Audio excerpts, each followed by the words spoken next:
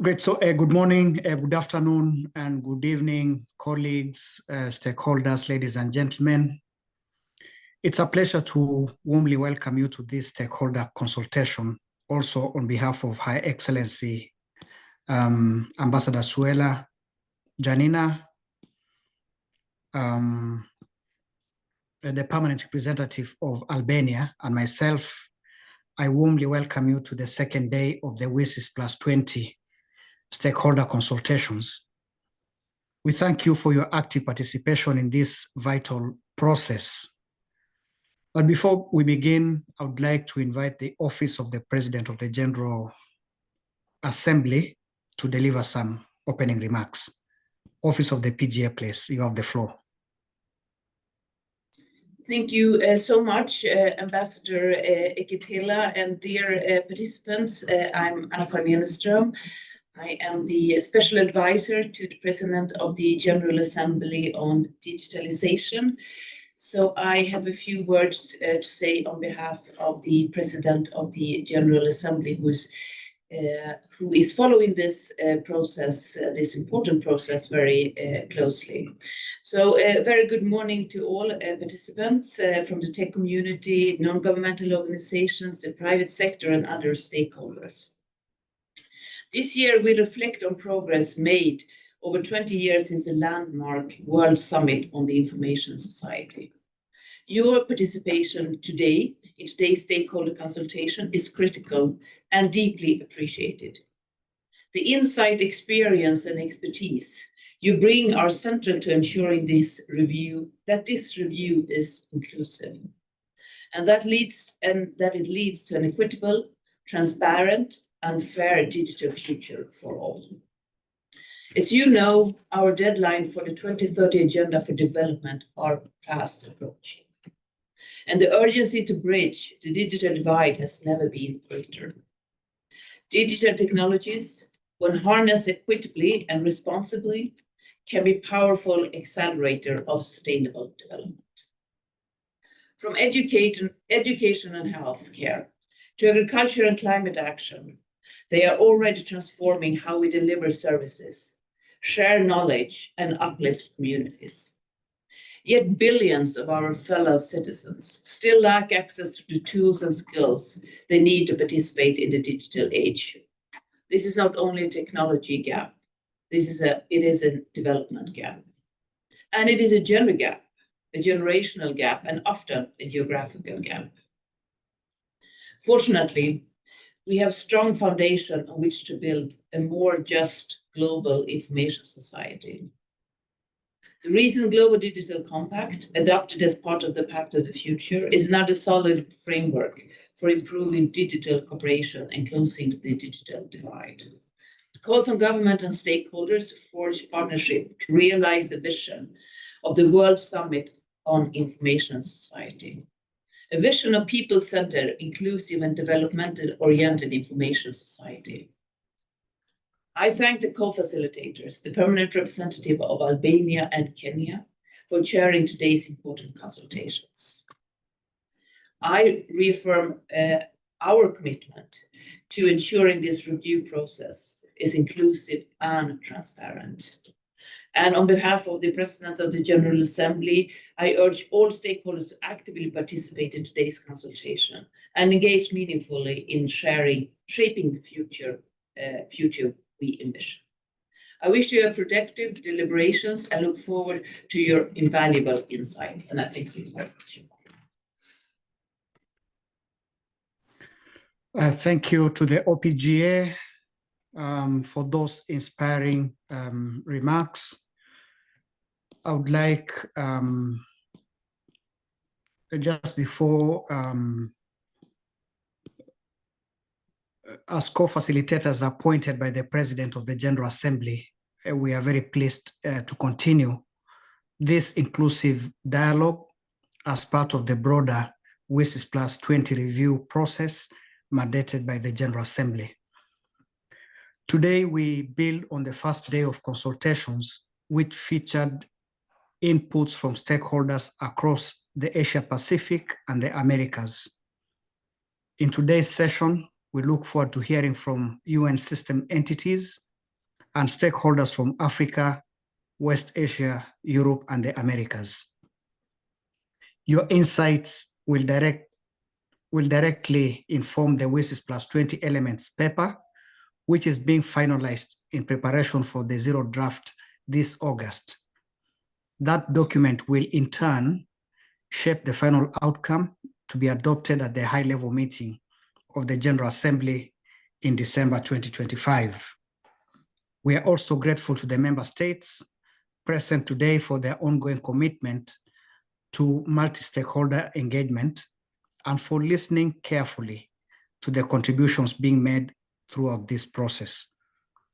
I will now turn to my co-facilitator to continue with today's proceedings. Ambassador Janina.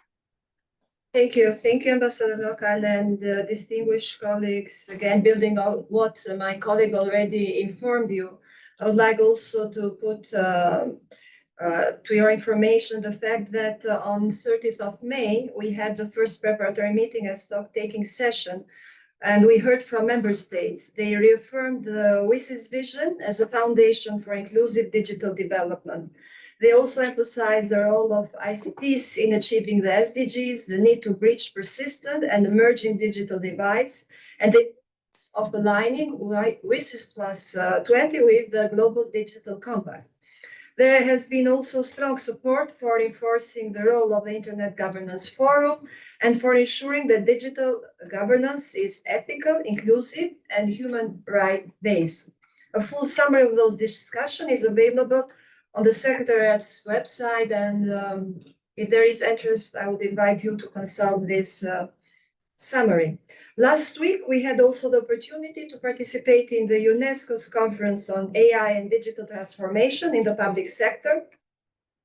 The message that we gathered also from this meeting was clear. We need governance models that are agile, responsive, and rooted in multi-stakeholder values, especially as we respond to rapid developments in AI, neurotechnology, and other emerging fields. Today marks our second dedicated stakeholder consultation, and your voices remain essential. Before we begin the interactive session, I would like to kindly recall to you and remind you the guiding questions that we have circulated beforehand of this meeting. The first one, to what extent and how has the vision of a people-centered, inclusive, and development-oriented information society evolved over the past 20 years since WSIS? The second question is related with the current priorities and challenges to the implementation of the WSIS outcomes. And the third question is how can cooperation through WSIS mechanism alongside the recently adopted Global Digital Compact enhance coherence, inclusive, and accountability in digital governance? Before we take the floor and open the floor for the participants, the Secretariat will now share a few briefing housekeeping announcements, and I invite Dennis to share some elements of this announcement. Please, Dennis, the floor is yours. Thank you, Ambassador. Today we will start with the UN agencies. We have around 6-7 UN agencies. They will serve as stock taking, and they will each have 5 minutes. And then we have around 35 speakers. Each will have 3 minutes. And your microphone will be controlled by the Secretariat. So please, when you have the floor, enable video. And then a timer will also appear on your screen to help manage your time.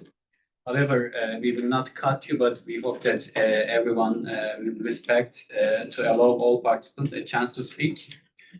Some are also joining late from late time zones this morning from other parts of the world. And if your name is not in the speaker list and time permits, the co-facilitators will give you the floor at the end. So please wait also for that. Thank you. Thank you, Dennis. Back to you, Equitable, for moderating the first part with UN agencies. Okay, thank you, Secretariat, for those guidelines.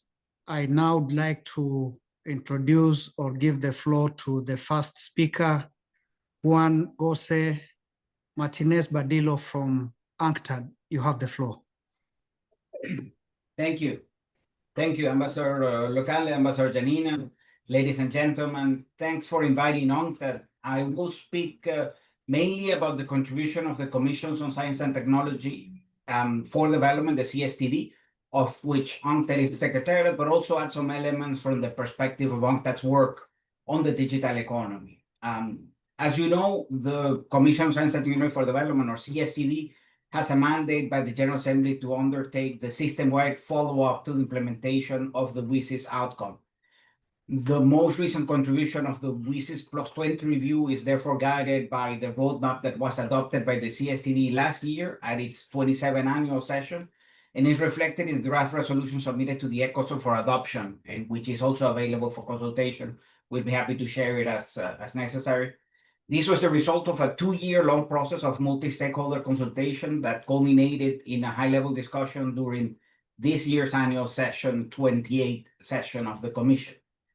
The discussion benefited greatly from a report by the Secretariat entitled Implementing World Summit on the Information Society Outcomes, a 20-year review, which we can also make available for consultation, which is a comprehensive analysis of the changes that have taken place since WSIS, particularly since WSIS+10, and it has a review of the stakeholders' perception of both the successes and ongoing challenges in the process. The CSTD requested that the Secretariat report also be transmitted to the GA as background to the deliberations of WSIS+20. I would like to highlight 4 major findings of both the report and of the review. First, technological innovation since WSIS has progressed at an unprecedented pace, moving from early computerization to today's AI and advanced robotics. Second, while access to digital infrastructure, especially mobile broadband, has surged globally, significant digital divides persist, particularly in LDCs and among vulnerable groups. Third, the integration of digital technologies into public service raises serious concerns around data governance, privacy, and environmental sustainability. Fourth, although the digital economy is expanded, its benefits remain unevenly distributed, marked by market concentration and digital divide. This underscores the need for inclusive policies and strengthened international cooperation to ensure equitable digital development. On this last point, we know the broadening of economic activity to include the growing number of firms that rely on digital inputs such as e-commerce platforms, social media, and internet search services, as well as industries that are either dependent or significantly enhanced by digital technology, infrastructure, services, and data. So looking forward, I would like to stress some of the strategic priority to guide the future of the information society on the basis of the recommendations of these 2 reports that I mentioned. 1, closing all dimensions of the digital divide, especially for marginalized groups, developing governance frameworks for emerging technologies such as AI, ensuring that digital transformation aligns with the SDGs, promoting integrated cross-sectoral digital strategies at the national level, and enhancing international cooperation, particularly to strengthen the voice of developing countries in global digital policymaking. Some issues remain unsolved, and this would also need attention. For instance, there is no universally agreed definition of the digital economy. Meanwhile, it is clear that more of economic activities have become digitized. In the international context, we see a growing impact of digitalization, cross-border e-commerce, and services that are digitally delivered. So there is a clear direction, but it is uneven. The pace at which digitalization affects economy varies consistently. We see, for instance, less than 5% of people buying goods and services online in low-income countries versus more than 80% in high-income economies. And this pace, as I mentioned before, this uneven pace is most visible in market capitalization. So there is no doubt that there are tremendous opportunities in digitalization, but there's a need to consider how we equitably share the benefits from it. The Digital Compact calls for expanding inclusion in and benefits from the digital economy for all. So this should be one of the guiding principles. There's a need for additional attention to building ecosystem and conducive to reaping benefits from digitalization and addressing the associated risks. So every government needs to assume leadership in this context, but the complexity of the policymaking is such that we need to have effective cooperation so that action can be coordinated.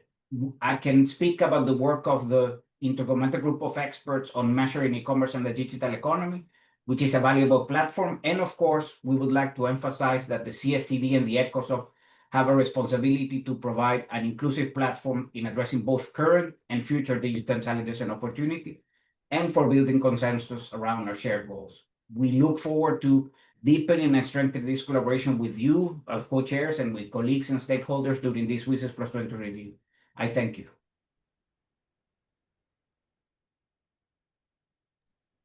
Thank you, UNCTAD. I now give the floor to Gitanjali, sir, from the ITU. Please, you have the floor.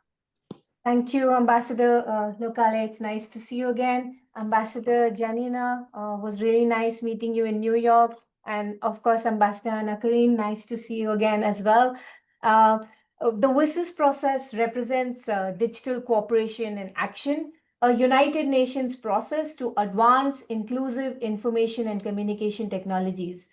It has fostered a committed multi-stakeholder community of WSIS stakeholders, including more than 50 UN entities dedicated to leveraging technology for global development and ensuring its benefits reach everyone everywhere. Looking back, three main achievements stand out from WSIS. First, we focused on people, not just technology, ensuring that everyone shares in the benefits of digital progress. Second, we've made the framework for collaboration on digital, bringing the private sector, civil society, technical community, academia, and others to reflect the digital world's diversity and complexity. And third, we've built adaptable and agile governance processes to keep pace with opportunities and challenges of emerging technologies. We have been discussing artificial intelligence and other emerging technologies at the WSIS Forum, its special tracks, workshops, which are built in a bottom-up approach, reflecting what the community wants to discuss, consult, and hear. The AI for Good is being organized alongside the WSIS Forum as well to bring in the new technologies, emerging technology discussions into the WSIS Forum, including the AI governance dialogue last year and this year as well. The 11 WSIS action lines, they have given the stakeholders a clear framework to tackle evolving digital challenges from infrastructure and ethics to capacity building and cybersecurity. The WSIS stock-taking database provides us with a rich repository of projects implementing the WSIS action line, showcasing now a clear linkage between the WSIS action lines and the GDC objectives. We want to give special recognition to two key outcomes of WSIS and two complementary processes: the Internet Governance Forum for global digital governance issues and the WSIS Forum for grassroots digital development issues.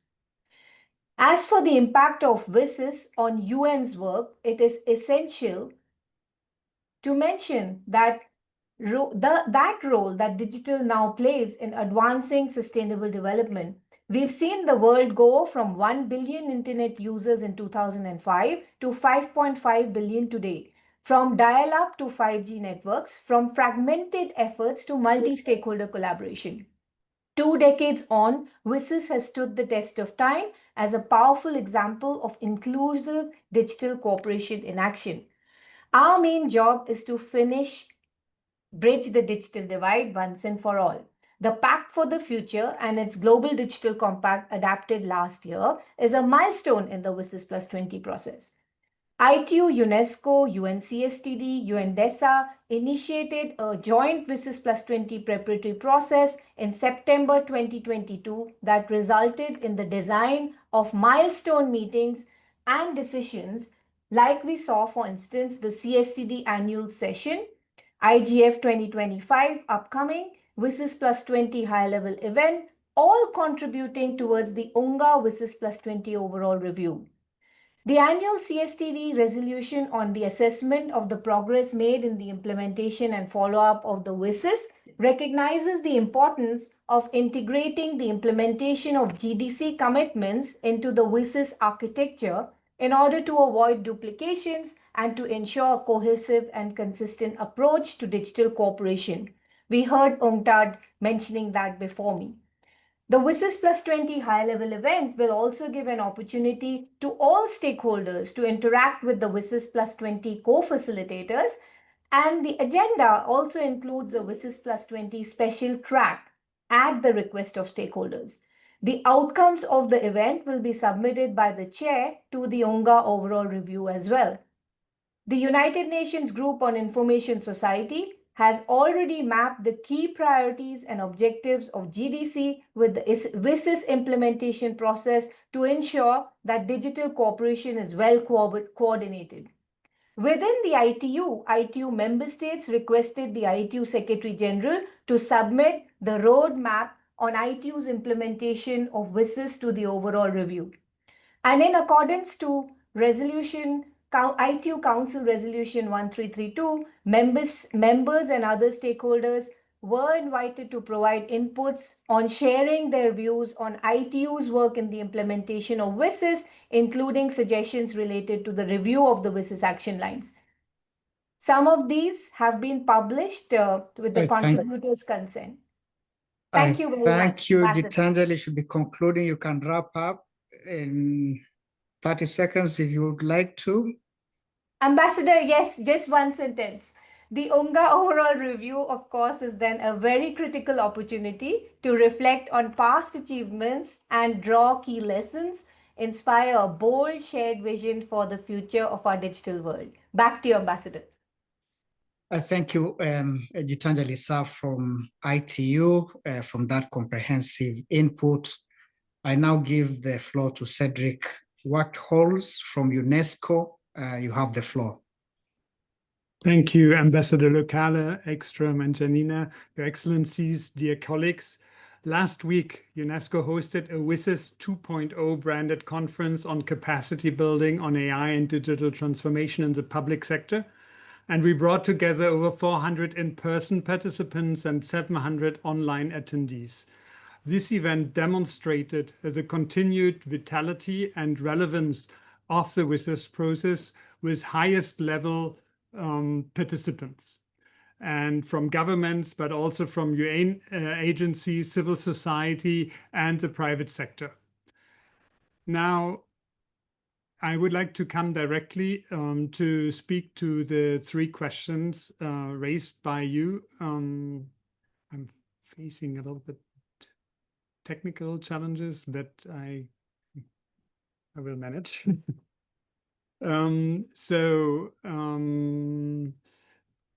First, I would like to extend our gratitude to the co-facilitators, the two of you, but particularly also to Ambassador Janina from Albania, who joined us in person at this event. And we were also honored to welcome our UNGAS partners, ITU, UNDP, and UNCTAD, including at the Deputy Secretary General level, reinforcing our shared commitment to the WSIS vision. Now, starting really with question one.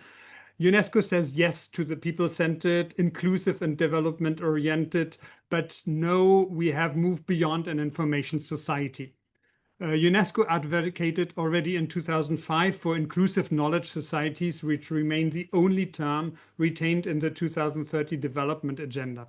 While WSIS initially focused on expanding access to information, UNESCO's vision emphasized transforming information into people-owned knowledge to empower individuals and communities and to contribute concretely to development. Today, however, we face another fundamental shift. The rare commodity is no longer information, which is abundant, but it is attention. So inclusive knowledge societies, which remain the only, which should be centered around human attention, human well-being, and a role for human in an AI-facilitated future at their core.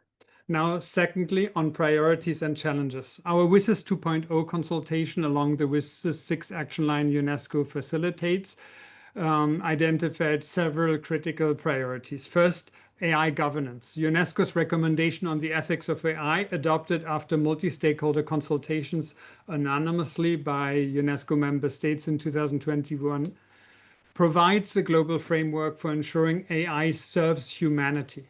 Today, we're supporting over 70 countries in building ethical, inclusive AI strategies under the action line 10. Second, meaningful digital inclusion. While broadband access has expanded dramatically, the use of digital tools remains elusive for many. We urge WSIS+20 to address the use gaps by investing in relevant multilingual content into skills and inclusive, affordable digital public services. Third, on the cultural diversity and education dimensions, UNESCO champions cultural diversity in the digital environment. Our 2005 convention and its policy monitoring platform feature over 350 policy measures promoting cultural diversity online. And we recommend integrating cultural rights more systematically into digital policies. In education, the COVID pandemic underscored digital learning's urgency, and UNESCO's guidance on AI in education and our gateway to public digital learning with UNICEF supports inclusive quality learning while protecting learners' well-being and development. Fourth, information integrity and trust. Disinformation, online harassment, and opaque algorithms threaten democratic discourse. UNESCO's guidelines on the governance of digital platforms and our work on journalist safety provide practical tools to restore trust. We urge WSIS+20 to prioritize information integrity, including through action line C3 and C7. Fifth. Should be concluding in about 15 seconds. Okay, so just to say, environmental sustainability is key, gender equality are key too, and there should be a way to mainstream it. And on digital governance, I would have liked to join Gitanjali on quoting the CSTD resolution, saying that we need to integrate the implementation of GDC into the WSIS architecture. And just to say that we will be looking forward to working with all of you towards this truly people-centered, inclusive, and development-oriented future where technology serves humanity. Thank you, Ambassador. Yeah, thank you. Thank you very much, UNESCO, for that presentation. I would now like to give the floor to Isabel Di Sola from the UN Office for Digital and Emerging Technologies. You have the floor. Thank you, Chair. Speaking on behalf of the UN Office for Digital and Emerging Technologies, I take the opportunity to quickly congratulate both ambassadors on your appointment as co-facilitators of this important review process. Since the approval of the Pact for the Future and the GDC in September 2024, and in our role of supporting UN system coordination, Odette has learned a great deal about how the WSIS outcomes and GDC Global Digital Compact reinforce each other, and how resources can be brought to bear for efficient implementation. Before I describe those learnings, we would also like to share with the colleagues and co-facilitators what digital cooperation looks like on the ground from our vantage point. The topics at the top of OSET's and today Odette's agendas since 2022 were hard to imagine at the time in which the WSIS was negotiated. Digital public infrastructure, data governance, the safety of AI, the platform economy.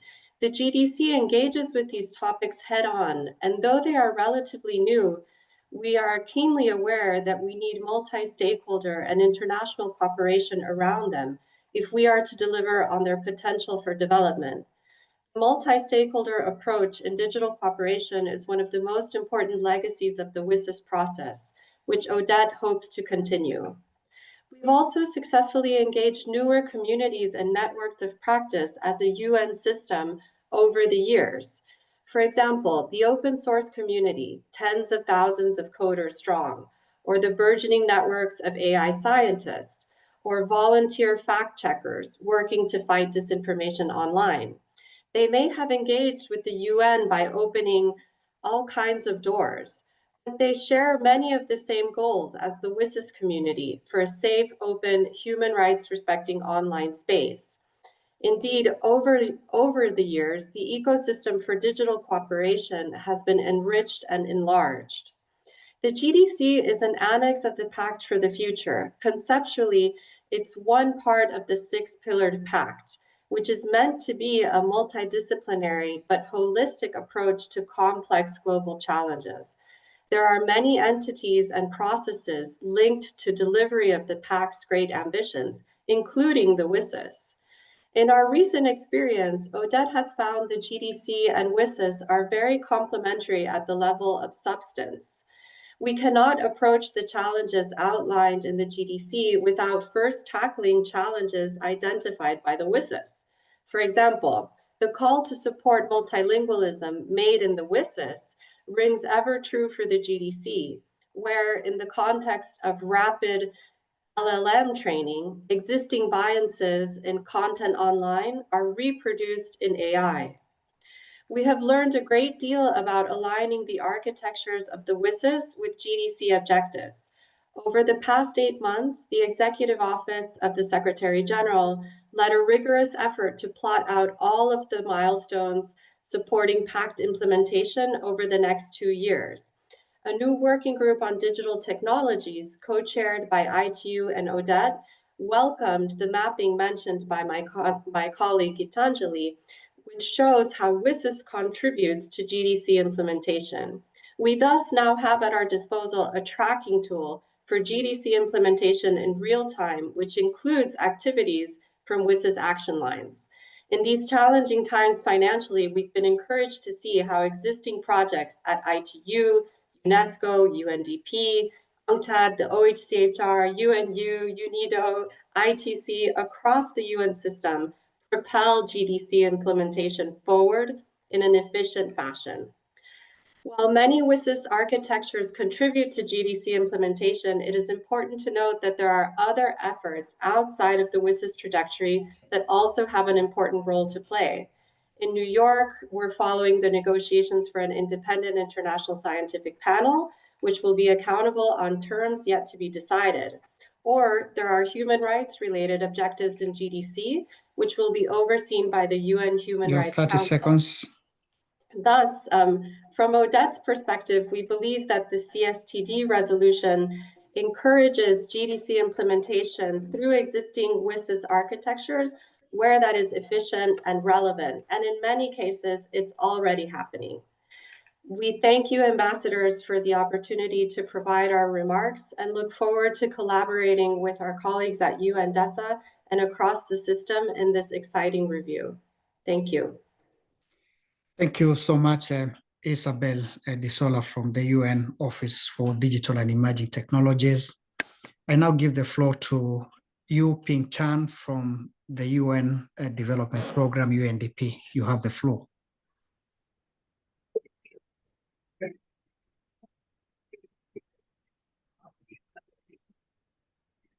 Ms. Chan, we can't hear you well. Perhaps you can check your microphone. We can't hear you at all. Not yet.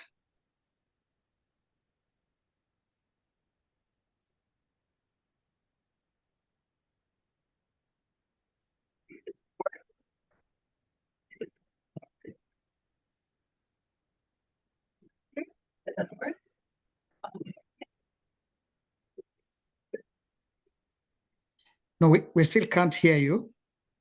Does that work? Yeah. Okay, I'm going to speak loudly, and hopefully this will be a little bit better. I apologize for technical difficulties.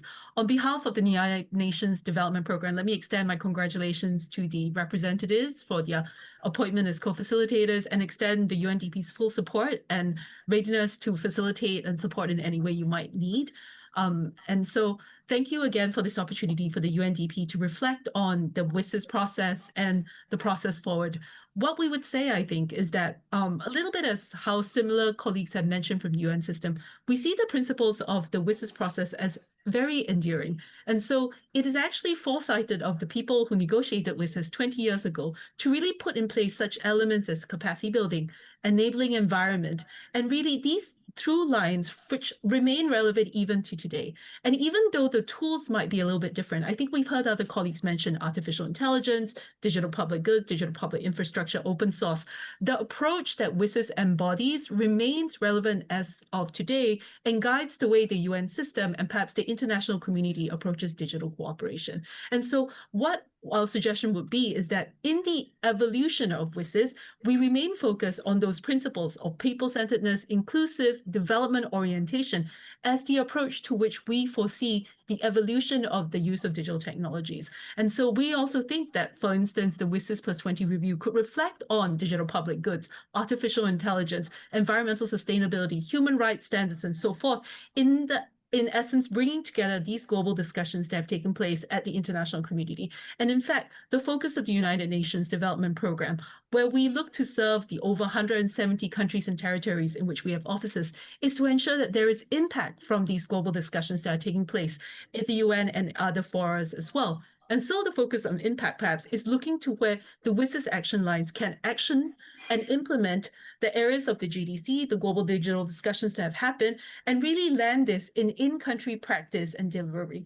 Last week, I had the honor to speak in Paris on a forum with Her Excellency, the PR of Albania, where I had actually emphasized that that is the main call from the program countries and developing countries that we work with, the notion of impact and delivery, and the idea that all these conversations at the global level should then translate to the possibility of more resources, more support, more partnerships for the needs of developing countries, as so clearly articulated by my colleague from UNCTAD as well. So the focus of the United Nations Development Programme from all our country offices, where we have been asked by our program countries for capacity building, for greater support and technical advisory on digital public goods and infrastructure, on support to, for instance, specific areas in terms of e-health and e-agriculture, working very closely with other colleagues that lead WSIS action lines such as FAO and others as well, is that in translating the global discussions, what we need to look at, especially in this time of financial difficulties and constraints, is that delivery at the country level itself.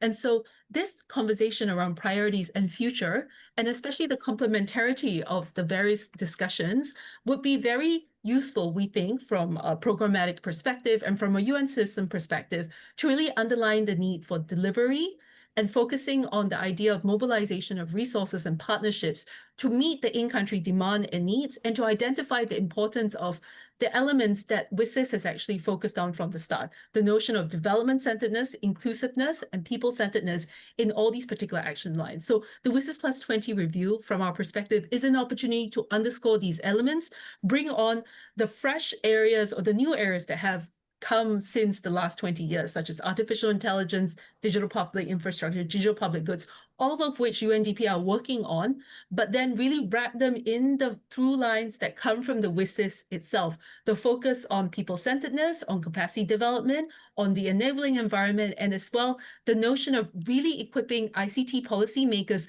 to make these critical discussions when it comes to leveraging these new technologies. So for us at UNDP, the WSIS action lines remain highly relevant, a very effective guide to how we should carry out our work at country level, and a means to translate global discussions into this precise in-country impact that I've spoken about. Very quickly, in my last 30 seconds, I would also emphasize the fact that WSIS and the collaboration through WSIS has really brought the UN system closer together. So we as UNDP are very proud to work with our colleagues from ITU, UNCTAD, and UNESCO to really lead forth in a very collective bottom-up approach, the work of all the UN agencies to focus on this area of delivery and impact. So through the United Nations Group on Information Society, we really look at how we as UN agencies can really translate, again, the guidance and discussions of the international community and the member states into action, and also emphasizing, again, the multi-stakeholder approach that is so critical to ensuring this agility and flexibility, as Her Excellency had said at the start of the meeting, into actual practice. I'll end there, and thank you so much for giving UNDP the opportunity to speak. Thank you, UNDP, for that intervention. Now I'd like to invite Budget Keynes Labe from the UN Office of the High Commissioner for Human Rights. You have the floor. Yes, thank you very much for giving me the floor. And I, on behalf of OHCHR, I welcome the opportunity to contribute to this informal consultation. And equally, I congratulate the two ambassadors on their appointment. The Geneva Declaration of Principles and the Tunis Agenda were very, as we just heard, foresightful in the sense that they placed human rights at the front and center as foundational to the information society. In the 20 intervening years, OHCHR has actively contributed to the implementation of WSIS. OHCHR, but also, of course, the independent human rights mechanisms we support. And we have done that at both levels, the global level and also the country level,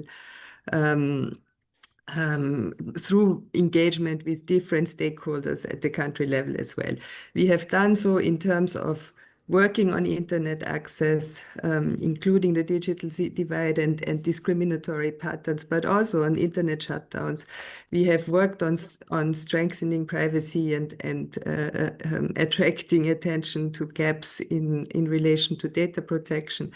We have supported many governments on different laws, especially when it comes to complicated and complex human rights issues, including hate speech, child abuse, but also disinformation and other human rights considerations. We've helped to ensure cultural rights and media freedom online, and also we have started to do some work on injecting human rights in technical standard setting. Of course, we've also actively engaged in the IGF, and we support the further strengthening of IGF as a vital multi-stakeholder platform. While we have seen a lot of progress, the evolution of technology and the increasing impact on people's lives and human rights means that we really have to step up to center human rights for achieving the vision set out in WSIS to ensure that the diffusion of technology benefits people, planet, and human rights. And we therefore urge member states and all other stakeholders to further strengthen human rights action and language in the next phase of the WSIS implementation. This is key because we see a lot of new challenges arising also in this space, including the increasing consolidation of power, technology, and expertise within the digital ecosystem, which leads to the growing dependence of government, civil society, small and medium enterprises, but also people more generally on a small number of technology firms. New and emerging technologies, including AI, so far seem to have exacerbated these trends of market concentration. It is therefore critical to ensure that technology companies respect human rights in line with the United Nations guiding principles on business and human rights. Another challenge is the explosion of data generated by the information society. While this creates many opportunities, it has also made protecting privacy and governing data in the public interest more difficult. At the same time, biases in data and AI are leading to discriminatory outcomes and deepen patterns of pre-existing inequalities. At the other end of the spectrum, we still do not hear too many voices. Of course, with the fact that 1/3 of the world remains unconnected as the tip of the iceberg.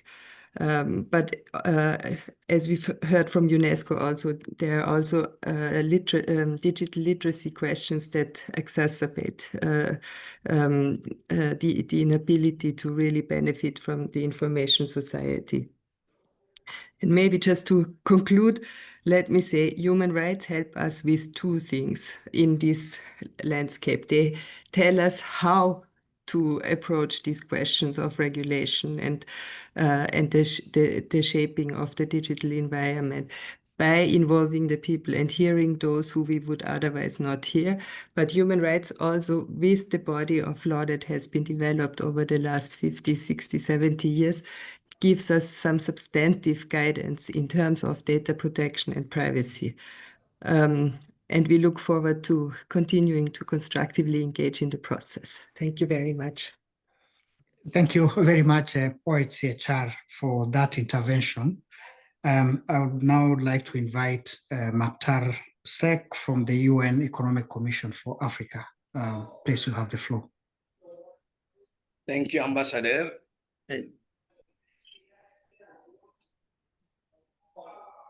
Please go ahead. Thank you, Ambassador. Yeah, thank you, Ambassador. Good afternoon, good morning, everyone. In Africa, we have organized in May, in 13 to 16 May, the Africa WSIS+20 forum. And during this gathering, we had a lot of discussion on the WSIS action line, the 11 action line, as well as on the key alignment with the Global Digital Compact, and also some mechanism across the continent. And during this 20 years, over the 20 years of implementation of the WSIS outcome, we have seen a lot of progress in the continent. On digital inclusion and connectivity, we come to 2.1% to 38%. It is something very important. And also other initiatives like the African Union Digital Transformation and several continental broadband projects have increased, have contributed to bridge this digital divide across the continent. On policy governance, I'm saying the Internet Governance Forum launched in African Internet Governance Forum launched in 2011 by ECA and African Union as strengthened multi-stakeholder engagement in the digital economy. We organized as a 2025 African IGF last week in Tanzania. I will come back on this. Also, in the Global Digital Compact adopted in 2024, it's the global integrate Africa priority into this digital governance. I think it is something very positive for African continent. In the content also, we have seen a lot of progress in the curriculum or access to digital literacy in several African countries. The rise of the fintech, e-commerce across the continent also, it is an evidence for that. Cybersecurity, we have several frameworks at the continental level, the Malabo Convention, the ECA guidelines for cybersecurity, as well as we have now seen a lot of countries adopting an increase the data protection law, and it is a positive signal for the citizen.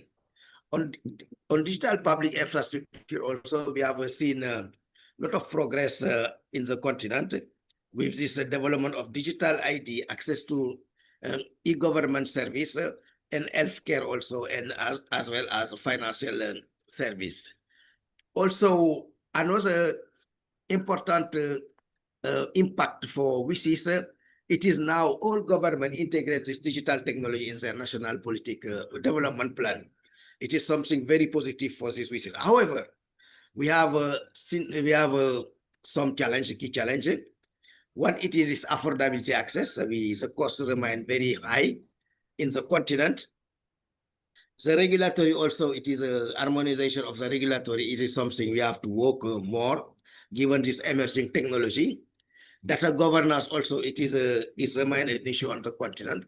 And also all this AI and emerging technology, blockchain, we need to adopt this technology at the continental level. And also cybersecurity remain a big challenge because we are losing this 10% of our GDP because of cybersecurity. But fortunately, we have now this GDC, and if we look at the 5 objectives of the GDC, these 5 objectives cover all these key challenges faced by African countries. Lome also, we adopted the declaration calling Lome Declaration for a digital transformation in Africa. We have several commitments in terms of how to bridge this digital divide, how to increase the capacity, the digital skills for our youth population, how we can make this information society more inclusive, how, more important, how we can align WSIS and the GDC and the Internet Governance Forum. And it is a great recommendation from Africa to continue to work together between the WSIS, Internet Governance Forum, and also the GDC to make alignment and also to expand the mandate of WSIS for the next 10 years, as well as for the African IGF. But we need a mechanism, a monitoring mechanism for this this framework to make sure we reach our target. by 2030 is very important because this technology can contribute to achieve this sustainable development goal. It also, we adopted last week a declaration in Dar es Salaam for African Internet Governance Forum, highlights the importance of this multi-stakeholder discussion, very important to advance the digital technology across the continent. Thank you. Thank you very much, Mukhtar Sek from UNECA for that very, very incisive and insightful intervention. I think this was our last UN agency from the confirmed list of speakers, and we'll now move to other stakeholder interventions. I thank you. Thank you, Ambassador. Now we'll continue with other speakers on the list. I would like to invite Mr. Wolfgang Klein-Wacher from University of Aarhus to take the floor. Please, you have the floor. Madam Ambassador, and I thank you very much, the co-facilitators, for delivering the roadmap. We have now a timetable, we have milestones. This is a good step in the right direction. However, I see a problem if we, after I have seen the first steps now in this right direction. We had last week the consultations with governments, today with United Nations and non-governmental stakeholders. And I see a risk that if we continue, we will end up in monologues where stakeholders talk to each other and not together across the stakeholder borders. So a real multi-stakeholder consultation would include both governments and non-governmental stakeholders, so that non-governmental stakeholders can comment on proposals made by governments, and governments can also react to interventions of non-governmental stakeholders. I think this really multi-stakeholder dialogue would be need to be organized in the months ahead. So I encourage both the co-facilitators and the President of the General Assembly to come with innovative procedures how to enable this multi-stakeholder dialogue. I was listening to what the governments had said last week, and here are my agreements and disagreements. I agree with the statement of the Group of 77 that more has to be done to bridge the digital divide and to avoid an AI divide. I agree with the statement of the European Union to establish a multi-stakeholder sounding board. I agree with the statement from Switzerland to strengthen the role of UNGIS and to add a multi-stakeholder advisory group for UNGIS. I also support to give the IGF a permanent status and to use the Sao Paulo multi-stakeholder guidelines as a tool for the further enhancement of multi-stakeholder collaboration. I disagree with the statement of Iran, which proposed to put enhanced cooperation into the center of the discussion of WSIS+20. I disagree also with the statement of the Russian Federation, which criticized the multi-stakeholder approach. And I also disagree with the statement of the United States, which decoupled the SDGs from the WSIS action lines. I have both for my disagreements and agreements irrational, but this would go beyond my 3-minute speaking time. I will send you the full text in writing. Thank you very much. Thank you very much for your contribution. I would like briefly to respond to your remark on having member states and stakeholders together. This is an advice that will be reflected later on the process of the consultation, of course, but we have been also seeing that there are a lot of member states following this discussion today and yesterday as well. So I think that we have had the opportunity to listen to each other, but we'll come to a more interactive way of exchanging views later on while we are preparing to present the element papers and the zero draft. You'll have also opportunity to comment on each other's views. With that, I would like now to give the floor to Ellie MacDonald from Global Partners Digital.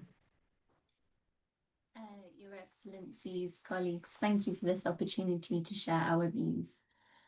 Responding to the guiding questions, we would like to offer 3 recommendations building on the priorities of the Global Digital Rights Coalition for WSIS. First, in our view, we should address the future challenges by ensuring new technologies are responded to in a human rights respecting way. This means anchoring the interpretation and implementation of the WSIS outcomes in the international human rights framework. Particular attention should be paid to embedding the use of human rights due diligence and impact assessment and formally recognizing the role of OHCHR. Second, the review should prioritize preserving the multi-stakeholder model of internet governance and extending it to digital technology governance processes, as inspired by the Sao Paulo multi-stakeholder guidelines. The IGF is a vital component of the WSIS architecture and has shown its enduring value as a forum for collective learning, confidence building, and public policy shaping. It should be renewed on a permanent basis, ensuring its sustainability while strengthening its procedures to ensure openness, transparency, and accessibility. Third, to achieve the WSIS vision, the Agenda 2030, and the Pact for the Future, it is necessary for digital governance to be coherent, meaningfully inclusive, and uphold accountability. This can be achieved in part through implementing new global digital frameworks like the Global Digital Compact through the WSIS architecture, benefiting from the distributed approach of the WSIS while ensuring it is enriched by the GDC's emphasis on human rights-based digital governance. Finally, part of the legacy of the WSIS is its status as a process where stakeholders have shaped cornerstone agreements of internet public policy. To preserve this multi-stakeholder ethos, a cross-stakeholder community of 191 organizations and experts published a 5-point plan for an inclusive WSIS+20. Building on this, our communities recently also published 8 practical recommendations for the review, which include appointing a stakeholder liaison, setting up a centralized online platform, designing accessible consultations, including with respect to the principle of two-way interaction mentioned by the colleague before me, and safeguarding stakeholder input at every stage. We, alongside the endorsers, urge that these recommendations be considered and taken up and offer our ongoing support to advise on their adoption. We thank you for your time and stand ready to assist the process. Thank you, Ms. McDonald, for your contribution. I would like now to invite Mr. Alexei Trepikhalin from Internet Corporation for Assigned Names and Numbers to take the floor. Good morning, Ambassador Janina, Ambassador Locali, Excellencies, and esteemed colleagues. The Internet Corporation for Assigned Names and Numbers, ICANN, is a non-profit public benefit corporation that helps ensure a stable, secure, and unified global internet through our role in coordinating the internet's unique identifiers. The internet is open, interoperable, and coordinated across borders. Its continued stability relies on shared responsibility across stakeholders around the world. That's the strength of the multi-stakeholder model. It brings together governments, businesses, academia, civil society, and technical communities to address issues collaboratively. We hope that the UN member states will continue to support the multi-stakeholder model of internet governance, as they did during the WSIS in Tunisia, in UNGA Resolution A/70-125, and the Global Digital Compact. This model has proven to be the most effective approach to address internet policy issues. ICANN's track record reflects that for 27 years, we've enabled technically grounded, globally coordinated governance of the domain name system. The DNS has scaled to support billions of queries daily, including through crises such as the COVID-19 pandemic. We have accomplished this by working closely with governments, businesses, civil society, and academic communities, which represent our supporting organizations and advisory committees, as well as other technical organizations like the Internet Engineering Task Force, regional internet registries, the Internet Society, the World Wide Web Consortium, and many others. The technical community is a distinct stakeholder within the WSIS process. Its role is to continue to develop the internet and the policies around its technical functioning to serve all people around the world. We hope that the UN member states will continue to recognize this stakeholder group as they did in Tunisia during the WSIS+10 review and in the Global Digital Compact. ICANN contributes to the WSIS process through its technical remit and engagement with all its stakeholders, including the governments that participate in ICANN's Governmental Advisory Committee. Our experience shows that sustained collaboration among all stakeholders delivers stability and innovation at scale. At last, the Internet Governance Forum plays a central role in fostering this collaboration. Just last year in the GDC, the UN member states acknowledged the importance of the IGF as the primary multi-stakeholder platform for discussing Internet governance issues. ICANN has supported and continues to support the IGF both financially and through participation in the MAC and the IGF. We're committed to continuing the support for the years to come. We have released a draft paper called the IGF We Want to our WSIS+20 Outreach Network mailing list, and I urge everyone to join the list through the ICANN Government Engagement webpage, where we will be discussing the different versions of the WSIS+20 zero drafts in the coming months. Thank you. Thank you, Alexei, for your contribution. Now I would like to invite Ms. Valeria Betancourt from Association for Progressive Communications. You have the floor. Thank you very much. The APC is a network of more than 80 organizations located in the Global South who work with digital technologies to improve people's life and achieve social, gender, and environmental justice.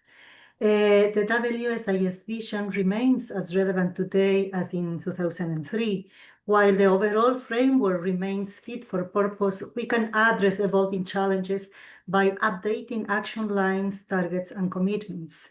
We believe the elements paper should highlight, first, digital inequality as the top priority and a precondition for achieving all other WSIS goals. Digital inequality is worsening disparities, and mere connectivity is insufficient. Meaningful access is critical in our digital world. Market-led expansion has failed billions, and we need innovative financing and enabling regulation for localized solutions such as community-centered connectivity initiatives. Second, environmental justice. Environmental impacts of digital technologies exceed the WSIS era expectations. Regular impact assessments with community input must become mandatory throughout digital services and products life cycles. Third, reasserting the public interest in digital and data governance to counter corporate concentration of power and the ways it undermines human rights. Fair taxation and competitive markets are needed to increase the ability of developing countries to benefit from the potential of utilizing their own data for development. Fourth, applying the UN's human rights-based approach to digital governance. Formalized by the UN in 2003, it requires consistent links to all existing rights, economic, social, cultural, civil, political, including specific conventions on the rights of women, children, and people with disabilities in digital spaces and governance. 5, gender justice, through a dedicated action line with gender-specific indicators and targets. Furthermore, enhancing coherence in digital governance requires, in our view, a strengthened permanent IGF Plus with a broader digital governance mandate and a name change that reflects this. Also, integrated WSIS and Global Digital Compact implementation, linking the Global Digital Compact objectives to existing WSIS frameworks. In addition, using the IGF and the WSIS Forum as platforms for multi-stakeholder digital cooperation and GDC proposed AI and data governance dialogues. Finally, recognizing that the WSIS principles of participation and the multi-stakeholder approach need to be applied consistently in a way that acknowledges and addresses power asymmetries between and within countries, communities, and stakeholder groups. This approach is not an alternative to democratic governance, but a means to achieve more accountable and inclusive governance at multilateral and multi-stakeholder processes at national, regional, and global levels. The APC has engaged with the WSIS since it was originally held, and we keep committed with its relevant framework. Thank you for giving me the opportunity to speak. Thank you, Ms. Betancourt, for your contribution. I would like now to invite Paloma Lara Castro from Derechos Digitales to take the floor. Hi, thank you. I'm Paloma Lara Castro, Policy Director at Derechos Digitales, a Latin American organization with 20 years of experience working in the intersection of technology and human rights. As we approach the 20-year review of the WSIS, we would like to highlight the critical opportunity this process presents in protecting human rights, both online and offline, reducing inequality, and mitigating environmental harms. While the WSIS process has contributed significantly to the protection of human rights, for example, through its multi-stakeholder model and the creation of the IGF, key enablers of human rights in the digital age, we believe it can go beyond, recognizing structural inequalities such as those related to gender and the dynamics of powers between the global north and south, considering the private sector's role so that digitalization is truly people-centered. As human rights defenders, we urge the WSIS review process to prioritize strengthening the regulatory architecture frameworks for digital environments grounded in human rights and gender equality, considering emerging and advancing technologies that are reshaping our economies, governance structures, and social interactions. Addressing geopolitical dimensions of access to data, infrastructure, and compute for AI is also key. Ensuring robust protection for privacy and personal data, particularly considering the widespread of data collection and surveillance practices, as well as the advancement of data-based exploitation business models. Advancing towards an intersectional and gender-responsive governance for internet and digital technologies, and for that we highlight the need to move beyond treating gender as a cross-cutting issue, but on having a standalone action line on gender, with dedicated funding, indicators, and impact assessments, recognizing the gender divide that involves issues such as bias, lack of representation, and TFGBV. It is also urgent to align the WSIS+20 review process with other global processes, like the GDC, following the SDG resolution to reduce duplication and assure maximization of efforts. That should be done while guaranteeing meaningful and inclusive participation, especially from Latin America and the Global South, regions still underrepresented in global fora. The WSIS Coalition has presented important guidelines in this regard, in line with the Sao Paulo guidelines. This is not just about updating the WSIS agenda. It is about defending human rights, reducing global asymmetries, and ensuring that the future of digital governance is democratic, inclusive, and sustainable. Thank you. Thank you, Ms. Castro, for your contribution. I would like now to invite Ms. Mona Gabala from Internet Society to take the floor. Thank you, Your Excellencies. The Internet Society welcomes the opportunity to take part in the first WSIS stakeholder consultation and thanks the co-facilitators for convening this timely stock-taking meeting. Established in 1992, the Internet Society is a global nonprofit organization with a network that includes nearly 120 chapters, 150,000 individual members, 80 organization members, and 8 special interest groups. Our mission is to promote an internet that is open, globally connected, secure, and trustworthy. And we collaborate with all stakeholders committed to advancing and strengthening the internet as one of the strongest enablers of a digital society for everyone. This year marks 20 years since the Tunis World Summit on the Information Society in 2005. Since then, the internet has evolved rapidly and become central to nearly every part of life: government services, commerce, health, education, communication, and so much more. Achieving the WSIS vision not only depends on access to the internet, but also on the internet being open, global, secure, and trustworthy. The internet gets these properties from the way that it is governed. Multi-stakeholder governance, where development, operation, and oversight are shared by a diverse range of actors, is key to ensuring that decisions are made in the public interest. When a range of experts can meaningfully participate in developing the solution, we get better answers to global challenges. In the technical community, we share a sense of collective stewardship towards the internet and the open standards on which its technologies and networks are based. These characteristics fortify stakeholder trust in the way that the internet is operated and governed. To build our digital future together, the Internet Society calls for the following: protect and nurture the decentralized and globally connected nature of the internet that has made it open, secure, and trustworthy. affirm and continue the implementation of the WSIS action lines, recommit to the multi-stakeholder governance to ensure meaningful participation of all sectors, support the renewal and continuation of the Internet Governance Forum, recognize that the Internet Governance Forum has evolved to address digital governance of applications and services while still continuing to provide a common place for discussions concerning the operation and management of Internet infrastructure, strengthen national and regional IGFs for local capacity building and collaboration, and finally implement the Global Digital Compact and leverage the Internet to achieve the Sustainable Development Goals by 2030. The Internet Society remains committed to supporting the WSIS+20 review and encourages inclusive and effective stakeholder engagement throughout the process as outlined in the Sao Paulo guidelines and the 8 practical recommendations as emphasized in the intervention made by Global Partners Digital. I thank you, co-facilitators. Thank you, Ms. Garballa, for your contribution. Now I'd like to invite Titi Casa from Agency per l'Italia Digitale. You have the floor. Okay, so thank you. My name is Titi Casa. I'm head of foreign or international affairs in AGIT, speaking on my personal capacity. First of all, let me congratulate to you as co-facilitator of this important process, and thank you for this opportunity to contribute to this important consultation on the implementation of WSIS outcomes.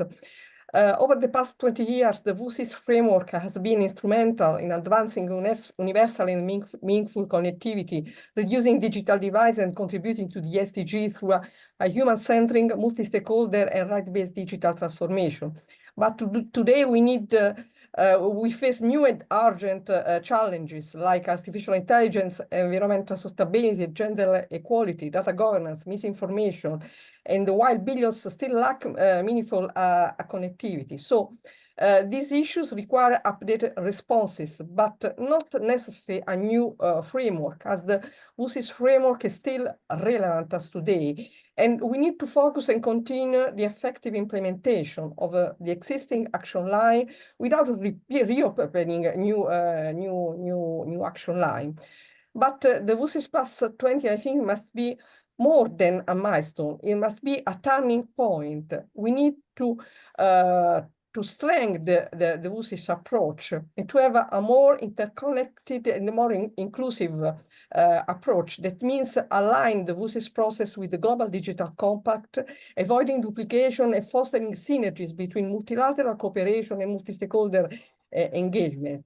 And the WSIS+20 review offers this a key opportunity to reflect on how to adapt and strengthen the current framework to ensure that digital technologies serve all of humanity. So in this context, let me outline some key priorities. First of all, I think we need a coherent, unified roadmap that bridges WSIS action line, the SDG, the GDC commitment. This roadmap should focus on closing digital divide, ensuring meaningful connectivity for marginalized communities and also developing countries, and also delivering coordinated action on connectivity, human rights, and emerging technology. Second, I think we should strengthen the ANGIs, including additional relevant UN bodies, and also reinforcing the multi-stakeholder engagement within it. As third element, I think we must reinforce inclusive, right-based digital governance. The multi-stakeholder model, as set out in the Tunis agenda, remains essential to keeping the internet a global, open, and interoperable. In this context, we need a permanent and better resource in IGF with the sustainable funding and stronger connection to the WSIS framework and the Global Digital Compact. Further, we need that the IGF evolution should be guided by a Sao Paulo multi-stakeholder guidelines, which offer a valuable framework to ensure that all actors, governments, civil society, private sector, the technical community, and youth can contribute meaningfully on equal footing. So it's important to have sufficient funding to ensure that the participation also of developing countries and also of young people in the IGF process, including the NRIs, the dynamic coalition, the policy network, and all the intersectional activities. As last point, I want to refer to the consultation held last week. by member states. I want to express my strong support for the proposal made by the European Commission to establish a multi-stakeholder sounding board, because I think this mechanism would enhance transparency, inclusiveness, and legitimacy in the WSIS review process, and also ensure that all the voice of stakeholders are meaningful and reflected. Thank you. Thank you, Ms. Cassa, for your contribution. I would like now to give the floor to Fiona Alexander from American University. Thank you to the co-facilitators and the team at DESA for organizing this first series of stakeholder consultations for the WSIS+20 review. As a veteran government negotiator throughout the entire 5 years of the original WSIS process, it's critical that one of the key achievements of WSIS, the opening up of the room for all to meaningfully engage, is honored and maintained in this all-important anniversary year. Last year's process around the Global Digital Compact sadly saw a retreat from that open participatory approach, resulting in lingering questions of legitimacy and buy-in of the results. In contrast, it's heartening to see that the clearer schedule and stakeholder opportunities that have been so far mapped out for the WSIS+20. I encourage you, however, to continue to make these processes more transparent and inclusive and move to a model of true multi-stakeholder discussion, such as that suggested by Wolfgang, so that governments and non-government stakeholders are in the same meetings. With respect to this year's discussions and ultimate decisions that will find their way into the end-of-year resolution, I offer the following 3 concrete recommendations. First, it's well past time for the UN system to fully embrace the Internet Governance Forum. The fact that a distributed ecosystem of national and regional IGFs has organically sprung up around it proves the value that stakeholders, including governments, find in this approach. The IGF should be renewed with a permanent, if not long-term, mandate. Second, better outcomes and decisions occur when all perspectives are included. That's why the multi-stakeholder model, including shared decision-making, has been so critical to the Internet's success. The WSIS+20 resolution should acknowledge and recommit to multi-stakeholder approaches, including clearly recognizing the role of all stakeholders: governments, the private sector, the technical community, civil society, and academia. And thirdly, given the lingering concerns around the GDC process, as well as the budget concerns facing the UN system, it is unrealistic to think that the UN can continue to run duplicative processes. Any GDC implementation or follow-up should move into the WSIS framework, either through the annual WSIS Forum or the IGF. Thank you for the opportunity to share my views, and I look forward to continuing this conversation. Thank you, Ms. Alexander, for your inputs and your views. I would like now to invite Roddy McLean from Global System for Mobile Communications Association. You have the floor. Thank you very much. The WSIS Declaration states that building a people-centered information society is a joint effort, which requires cooperation and partnership among all stakeholders. As we take part in this review, it is crucial, as other commenters have said, that the process is open, transparent, inclusive from stakeholders from different sectors. Our shared goal for universal and meaningful connectivity and a people-centered information society will only be realized through effective multi-stakeholder dialogue and collaboration right through the policymaking process. When it comes to connectivity, we know that while 57% of the global population now access the internet via mobile broadband, there remain a further 36% who live in an area covered by networks but do not use it. This is referred to as the usage gap, and its persistence remains one of the biggest challenges in the implementation of the WSIS process. Our data and research show that people face several barriers to internet adoption and use, including affordability, particularly of handsets and devices, literacy and digital skills, and safety and security concerns.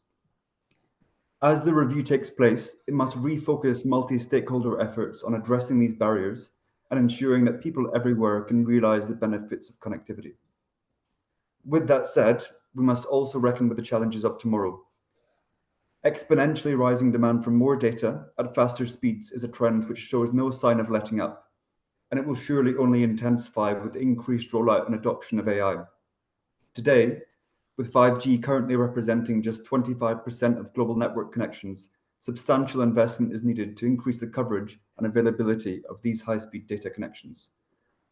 Even with mobile operators projected to spend $1.5 trillion on network improvements between now and 2030, there still remains a gap between this projected investment and that which we need to increase the availability of 5G and allow governments to realise their digital transformation objectives. If governments are to reap the social and economic benefits of digital technologies, they must ensure that a sustainable model is in place to ensure their rollout and adoption. This means addressing market distortions and ensuring that regulatory requirements or other factors do not limit the ability of participants across the internet ecosystem to make sufficient return on investment. To realise the ideals of the information society, the right incentives must be in place to promote the long-term growth of the internet and unlock the full potential of connectivity. Thank you very much.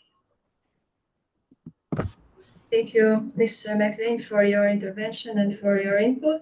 I would like now to invite Manny Anastasiou from International Chamber of Commerce. You have the floor. Thank you, Ambassador, and many thanks for the opportunity to share a few thoughts on behalf of the International Chamber of Commerce, the institutional representative of more than 45 million companies in over 170 countries. And thank you also for your efforts in ensuring the WSIS+20 review process remains open and inclusive to the global stakeholder community. We welcome the continuation of such efforts aligned with recommendations on best practices, such as those shared in the 5-point plan for an inclusive WSIS+20 review that the ICC Business Action to Support the Information Society supports. In the interest of time today, please allow me to highlight a few top-level ideas for your consideration. In recent years, substantial progress has been made in implementing the WSIS vision. The private sector has been a pioneer and partner in driving this progress.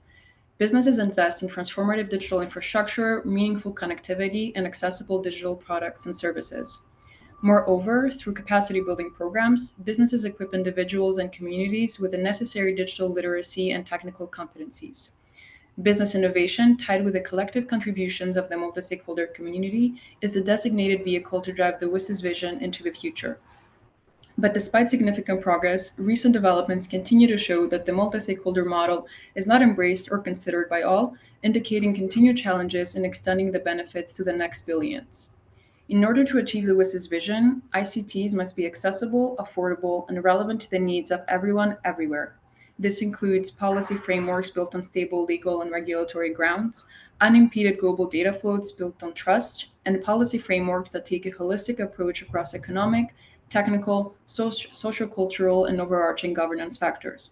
Finally, we urge that the WSIS+20 outcomes establish a more interconnected and inclusive framework for digital governance by integrating the commitments of the Global Digital Compact. We should avoid creating parallel, duplicative processes and instead leverage and strengthen the existing structures within the inclusive and distributed WSIS architecture, including the IGF, which should become a permanent entity with sustainable funding. Many thanks for your attention. The International Chamber of Commerce stands ready to continue to contribute the views of the global private sector as we turn to the next phase of the discussions. Thank you, Manny, for your inputs. I would like now to invite Laura O'Brien from Access Now to take the floor. Excellencies, colleagues, thank you for this opportunity to contribute to the WSIS+20 stakeholder consultation. We thank the co-facilitators for your coordinated efforts. Access Now is a grassroots to global civil society organization working at the intersection of technology and human rights. We are also a member of the Global Digital Rights Coalition for WSIS, a collective of civil society organizations from the global majority and global north working to advance human rights and multi-stakeholderism in the WSIS+20 review process. Our response to the 3 questions posed today are therefore grounded in the shared priorities of the GDRC WSIS Coalition. Over the past 20 years, the WSIS architecture, particularly the IGF, has demonstrated the value of open, inclusive, transparent multi-stakeholder discussions on global internet governance and digital technologies. While the diffusion of digital technologies has created many opportunities, it has also facilitated human rights abuse. Today, targeted surveillance, internet shutdowns, and online censorship continue to prevent people and communities at risk from exercising their rights. The WSIS+20 review process serves as a crucial opportunity to collectively review and implement the existing WSIS action lines and outcomes in accordance with international human rights law in order to safeguard against such human rights abuse. We identify 3 priorities regarding the implementation of WSIS outcomes. First, while WSIS acknowledges human rights, implementation of WSIS outcomes could be strengthened by promoting a human rights-based, people-centric, and multi-stakeholder approach. This includes ensuring that the review and implementation of WSIS action lines and outcomes are anchored in international human rights law, promote rights respecting regulations, and formally recognize the role of the Office of the High Commissioner for Human Rights. Second, WSIS+20 offers an opportunity to renew and strengthen the multi-stakeholder approach to global internet governance in digital technologies as enshrined in the Tunis Agenda and reaffirmed by the GDC. The Sao Paulo multi-stakeholder guidelines should be promoted and implemented to create more open, transparent, accessible, equitable, and inclusive policymaking at all levels. Finally, we must strengthen the WSIS vision and its institutions such as the IGF beyond 2025. This includes ensuring the continued existence, funding, and overall effectiveness of the IGF. The fragmentation of internet governance and the rise of new digital governance bodies, including on cybercrime, AI, and counterterror, risk excluding crucial voices. Cooperation through the WSIS mechanisms can enhance coherence in governance by preventing the WSIS institutions from being subsumed into or diluted by other digital governance processes, and ensuring the continued existence and effectiveness of the IGF. New global digital frameworks such as the GDC should be implemented through the WSIS architecture to avoid the risk of separate duplicative processes. In conclusion, we would like to revert your attention to the 2 joint statements mentioned previously by Global Partners Digital. First, the 8 practical recommendations for an inclusive WSIS+20 review, and second, the 5-point plan for an inclusive WSIS+20 review. Thank you. Thank you, Ms. O'Brien, for your contribution. I would like now to invite Einar Bowling from American Registry for Internet Numbers. You have the floor. Thank you, ambassadors, and good day to all. My name is Einar Bowling. I'm the Vice President of Government Affairs at ARIN. Thank you for this opportunity to make a few remarks about who we are and some of the critical internet services that we provide, namely IPv6 and secure routing. ARIN is a regional internet registry, RIR. ARIN, along with the other 4 RIRs, work together to actively contribute to an open, stable, and secure internet. ARIN is responsible for the management and distribution of internet number resources, IPv4 and IPv6 address space, and autonomous system numbers in our region. ARIN provides the tools and training to help secure routing through a service called RPKI, Resource Public Key Infrastructure. Deployment of RPKI, along with other measures, will help improve internet routing security. The internet also needs the deployment of IPv6. IPv6 is essential to the future growth of the internet. While implementation is well underway throughout the world, it is vital that internet services and applications be available to the entire internet via both IPv4 and IPv6. This means providing online services and content over both protocols. We encourage all organizations to consider deployment of IPv6. Significant progress has been made in connecting the unconnected in the ARIN region with advances to bring information and communication technologies to the entire region. We note substantial progress since the last WSIS review, but recognize there is still significant work ahead in providing critical internet infrastructure and related services to those still unconnected. The continued multi-stakeholder engagement and efforts of governments, the private sector, civil society, and technical communities at fora such as the IGF remain essential to internet discussions and successful WSIS outcomes. That concludes my remarks. Thank you. Thank you, Mr. Bowling, for your contribution. I would like now to invite to take the floor Ms. Anna Osterling from Article 19.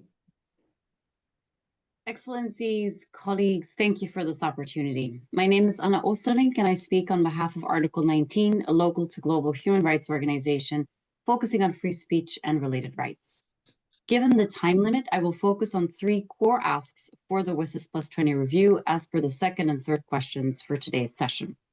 1, human rights, 2, multi-stakeholder governance, and 3, inclusion. 1, human rights. Anchor the WSIS framework in universal human rights and explicitly bolster the role of the OHCHR within WSIS processes. The WSIS framework should explicitly reaffirm all fundamental freedoms, including free expression, free association and assembly, rights to privacy and data protection, and rights to equality and non-discrimination, with gender equality at its absolute core. Prioritize combating digital authoritarianism, and safeguard against human rights abuses such as surveillance, internet shutdowns, censorship, and attacks on independent media and on civil society. ensure technology private sector effectively implement their responsibilities as per the UN guiding principles and address market concentration, support small community and nonprofit operators to offer complementary connectivity for rural and remote communities, and increase digital media and information literacy for all as set out in the WSIS+10 outcome. 2, multi-stakeholder governance. The WSIS framework should fortify the existing inclusive, human rights-based and human-centric multi-stakeholder model of internet governance and further expand across broader digital governance processes. Multi-stakeholder governance ensures a free, open, global, safe, accessible, and interoperable internet. It also assists in promoting universal and meaningful connectivity, closing digital divides, and accelerating sustainable development. We recommend strengthening the current multi-stakeholder model through implementing the Sao Paulo multi-stakeholder guidelines. We need a permanent, reinforced, and even more inclusive IGF, increasingly integrating with the work of the national and regional IDFs and receiving stable funding. As for the GDC, we support Switzerland's proposal to develop a joint implementation roadmap, integrating GDC commitments within WSIS implementation work. 3, inclusion. Inclusion is the heart of the WSIS project. Please listen to all voices across the globe and integrate their perspectives throughout the review process. To this end, Article 19 has co-authored the 8 practical recommendations for an inclusive WSIS+20 review with concrete steps to meaningfully engage with stakeholders. But it cannot stop in December 2025. Going forward, genuinely integrate into your discussions a wide range of voices, from underrepresented regions and vulnerable communities to under siege civil society activists, to ensure a more equitable, accessible, transparent, accountable, and context-aware governance frameworks. Thank you. Thank you, Ms. Osterling. Now I would like to invite Mr. Giacomo Mazzone from Eurovisione. Thank you very much. Thank you for the kind invitation. I'm the Secretary General of Eurovisione, an NGO that is involved in the IGS process since Geneva 2003 and participating to all the IGF and WSIS since inception. First of all, congratulations to the 2 ambassadors for the appointment. It's a hard job. Good luck. But we need you because in fact, what we are discussing is a big jigsaw, is a puzzle composed by 3 elements, and you need to fit the 3 elements all together. If you are able to fit, then the mechanism will work. If some of the angle will not fit one with the other, we will be in deep troubles. Why? The IGF, with its intersectional activities, with the NRIs, the Dynamic Coalition, could provide the indispensable needed interaction with civil society, academia, and technical community. That's essential. Without that, there is no digital transition. The WSIS follow-up led by the ITU and UNESCO could ensure the link with UN agencies is already well established. It works since 20 years and with the industry. But the GDC process gives to all these processes the legitimacy within the UN General Assembly and in the relationship with the governments. This process, these 3 processes need each other in order to be well functioning. If we agree on this picture, I think that, as others before me have said, it's indispensable to arrive to a unified roadmap, as proposed by the Swiss delegation, with a clear share of duties and missions among all these processes. A process that needs to become permanent under the Sao Paulo guidelines, under UN umbrella, that have some principles on which could be based, that is, has to be human rights centered, data protection, all the rights need to apply to the digital space. Fight against disinformation, because disinformation is something that could erode democracy, and it's a very big danger that we need to face. Ensuring media integrity, as the G20 has preconized in last meeting and documents. Ensuring meaningful access, addressing digital inequality. But there is a point that we have not to forget. We need to link this process also to the process that are already mentioned in the Summit for the Future. That is the addressing the climate change issues and the disaster risk prevention. technology, artificial intelligence are absolutely indispensable if we want to protect our world and environment. So we need to bring this other organization, these other aspects into the process. And of course, anti-concentration rules, because we don't want a world led by companies, but a world led by humans, as you suggested at the beginning. Thank you very much. Thank you, Mr. Mazzonen, for your contribution. I would like now to invite Konstantinos Komaitis from Atlantic Council. Thank you, Ambassador. I would also like to thank you and Ambassador Locale for facilitating this process. My name is Konstantinos Komaitis, and I'm a resident senior fellow with the Atlantic Council's Democracy and Tech Initiative. Today, I speak in my personal capacity. In 2005, I was in Tunis for the second phase of WSIS, and since then, I have followed closely its evolution. Over the past 2 decades, the aspiration for a people-centered, inclusive, and development-oriented information society has undeniably advanced, yet its realization remains uneven. Significant progress has been made. Digital technologies have become more accessible, enabling transformative improvements in education, healthcare, governance, and economic opportunity. The proliferation of mobile connectivity and digital services has empowered millions, bridging gaps in access and voice. However, disparities persist. Nearly 2.6 billion people remain offline, predominantly in the global south, highlighting a digital divide that increasingly mirrors and amplifies existing inequalities. Today, the priorities for implementing WSIS outcomes are twofold: equity and resilience. First, we must ensure equitable access to digital infrastructure, digital literacy, and meaningful connectivity. Second, as technologies evolve rapidly, we must develop resilient, rights-based governance frameworks that safeguard human dignity, privacy, and other democratic values. Yet challenges remain profound.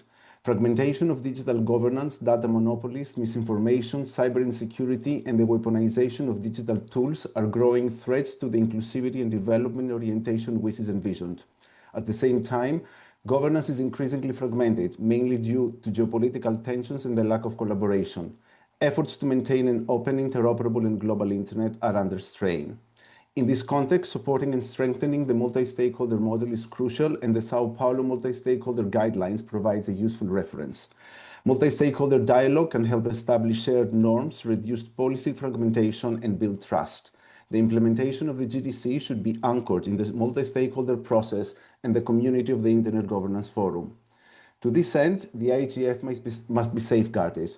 For 20 years, the IGF has stood as a resilient platform for multi-stakeholder governance. While other processes have faltered, the IGF has endured. It has provided a safe and inclusive space for stakeholders from around the world to engage in dialogue on complex and often contentious issues. It is a living expression of the WSIS spirit. After December, the IGF must emerge stronger with a renewed commitment to its sustainability, both financial and political. In conclusion, I would like to remind everyone that the WSIS vision remains as relevant as ever. Unlike the GDC, which was done primarily by states and for states, WSIS stands as a testament to the power of multi-stakeholder collaboration and a reminder that the internet and digital technologies exist first and foremost to serve people. As you move forward, I would encourage you to promote meaningful and fully transparent multi-stakeholder participation by ensuring that all stakeholders are equally and concurrently involved. Thank you. Thank you, Mr. Komaitis, for your contribution. I would like now to invite to take the floor Mr. Julian Casabuenas from Colnodo. Thank you very much for this opportunity. Colnodo has actively participated in the WSIS process, committed to building an inclusive, equitable, and development-oriented information society. Based on our experience over the past 30 years supporting community networks, digital rights, and meaningful access to technology in Colombia, we offer the following reflections. Over the past 2 decades, we have seen important advancements in connectivity or recognition of access to the internet as a fundamental enabler of rights, and increased awareness of the role of digital technologies in achieving sustainable development. However, despite this progress, the vision of a people-centered and inclusive information society remains only partially realized, particularly for communities in rural, remote, and marginalized areas. We have confirmed that genuine inclusion goes beyond infrastructure.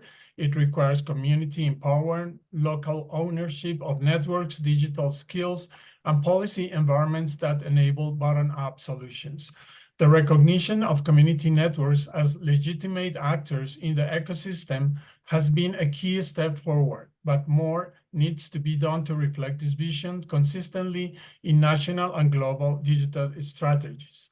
The digital divide persists not only in terms of connectivity, but also regarding affordability, digital skills, locally relevant content, and meaningful participation in digital government processes. Among the current priorities are closing the urban-rural connectivity gap by supporting community-driven models of access, bridging gender and intersectional digital divides, ensuring that women, indigenous peoples, and marginalized groups benefit equitably from digital development, protecting digital rights, including privacy, freedom of expression, and right to participate in shaping digital policies, ensuring that digital transformation supports sustainable development goals, particularly in education, health, and economic inclusion. A major challenge remains the gap policy commitments and effective implementation, especially at the local level. Cooperation through the WSIS process, sustained multi-stakeholder dialogue, the IGF, and now the Global Digital Compact offers a vital opportunity to strengthen coherence, avoid fragmentation, and place people needs at the center of digital governance. We believe that multi-stakeholder approach must prioritize inclusion and local communities and civil society organizations that work directly with affected populations, particularly from the Global South.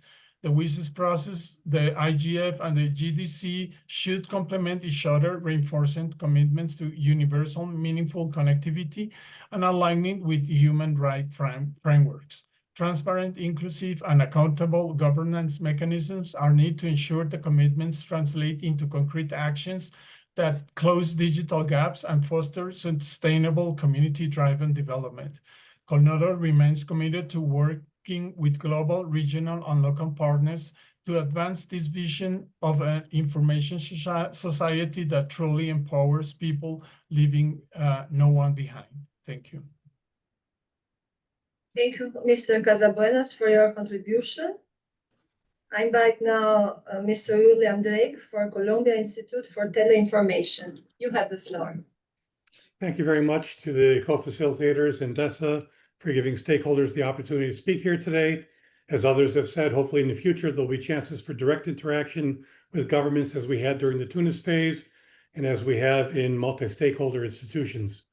Regarding substantive issues, given the new geopolitical and budgetary realities, I hope we can take on board the hard lessons learned 20 years ago and limit the time that we're going to spend relitigating internet governance, enhanced cooperation, and issues like that, and instead focus on the zone of possible agreement around reaffirming the Tunis agenda and so on. New issues relating to DPI, digital governance, AI, I would suggest should be handled incrementally within the existing action lines and resources, rather than trying to negotiate expansive new mandates that could cause extensive debate and problems. I would suggest also that the IGF should be given a permanent mandate and that we should clarify that the GDC should be fully integrated into the WSIS process, which enjoys broader support. Regarding institutional and procedural issues, I'd like to strongly support the suggestions made in the five-point plan coordinated by the Global Digital Rights Coalition referred to earlier.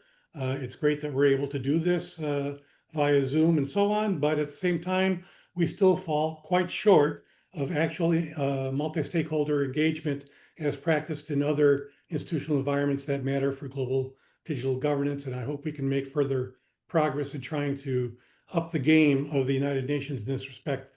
I would in particular flag the plan's suggestion about reforming the accreditation process with regard to eligible stakeholders. Right now, it's very difficult for those of us who are individuals who are actively participating in other multi-stakeholder processes to engage fully in these kinds of environments where you have to be a member of an accredited organization or professional staff, etc. Work could be done there. Secondly, I'd say also that I support the Swiss WSIS Plus proposal for expanding the role of UNGIS and creating a multi-stakeholder steering group and making the CSTD more effectively multi-stakeholder. And lastly, I would say, that we should think expansively about Action Line 1 and try to consider fully how to improve the mechanisms of multi-stakeholder participation in international processes. Multi-stakeholder organizations are learning organizations that are continually improving their processes and adapting to new circumstances. UN processes are fairly stagnant in comparison, notwithstanding the proclamations in the GDC about reinventing multilateralism, etc. We need to reinvent the relationship between stakeholders and intergovernmental processes and learn how to do these things more effectively. Some of the suggestions have been made by the EU and others, I think should be given full consideration in that regard. Thank you very much. Thank you, Mr. Drake, for your contribution. I would like now to invite Ms. Miriam Köhler from Deutsche Welle Academy to take the floor. Yes, hello everyone, and thank you very much for this opportunity to speak and for the rich debate.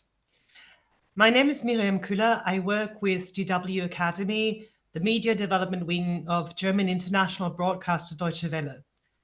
Together with our partners, we support building diverse and independent media ecosystems in over 70 global majority countries worldwide. Human rights and freedom of expression are at the core of our mandate. And of course, the WSIS process is, of course, highly relevant to what we do. Many important points have been made already, so I'll try to keep it short. We believe that media has an important role to play in realizing the WSIS goals, as well as the Sustainable Development Goals in peaceful societies more generally. Action Line 9 specifically has enabled journalism to support pluralism and inclusion. Today's challenges, such as misuses of AI and global disinformation campaigns, cannot be resolved without strong media systems. It is therefore of paramount importance that Action Line 9 be not only preserved, but also strengthened. Moreover, given the importance of media freedom as an enabling right, media perspectives should not just be confined to one action line. Rather, they should be embedded across all WSIS action lines. Action Line C2, C5, and C10 all impact media, and therefore cross-collaboration between lines should be ascertained. We support others in noting that WSIS should firmly be anchored in international human rights law, including express mention of the role of the OHCHR. And like others, we also underline that WSIS should remain the primary forum for digital governance, and the multi-stakeholder model should be upheld. New mechanisms like the Global Digital Compact should be implemented through the WSIS architecture, not duplicated. Lastly, the IGF should be reaffirmed and strengthened, including through stable funding. To conclude, we believe that public interest media are essential for the realization of the WSIS mandate, and we look forward to contributing to the WSIS process as it evolves.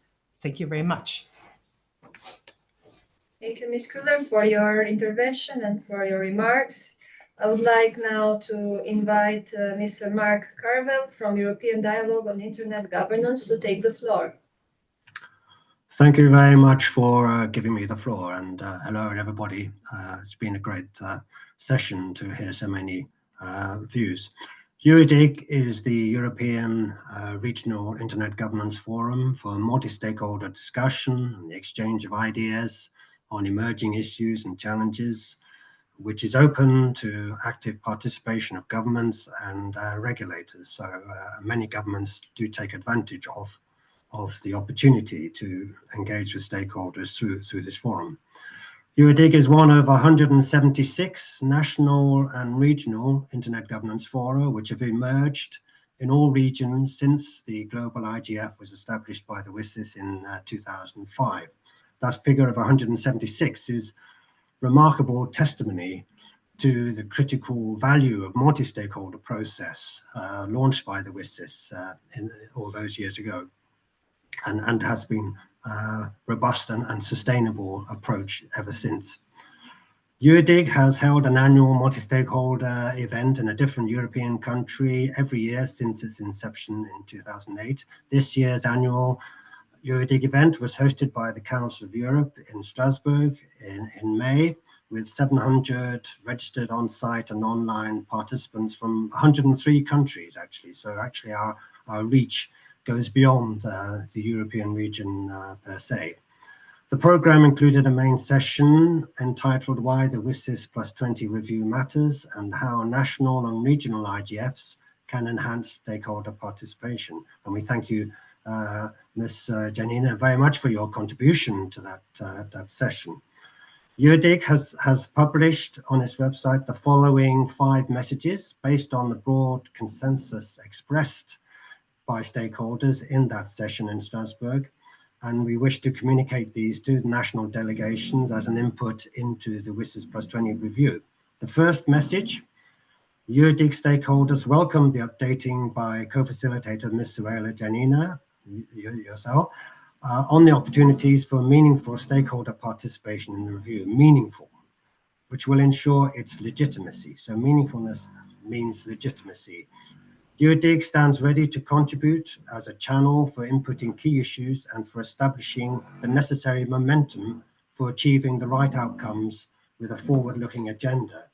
UDIG recommends that all stakeholder inputs and proposals be included on the UN's official record. Second UDIG message: the Internet Governance Forum is a fundamental platform for multi-stakeholder cooperation globally and should be granted a renewed permanent mandate. The IGF needs to implement the substantive improvements expressed during the open consultations on the WSIS, including enhancing its inclusivity and ensuring outcomes lead to action. Third UDIG message: the WSIS+20 review process should be conducted in a transparent, inclusive and diverse manner, or a multi-stakeholder approach is key to achieving this.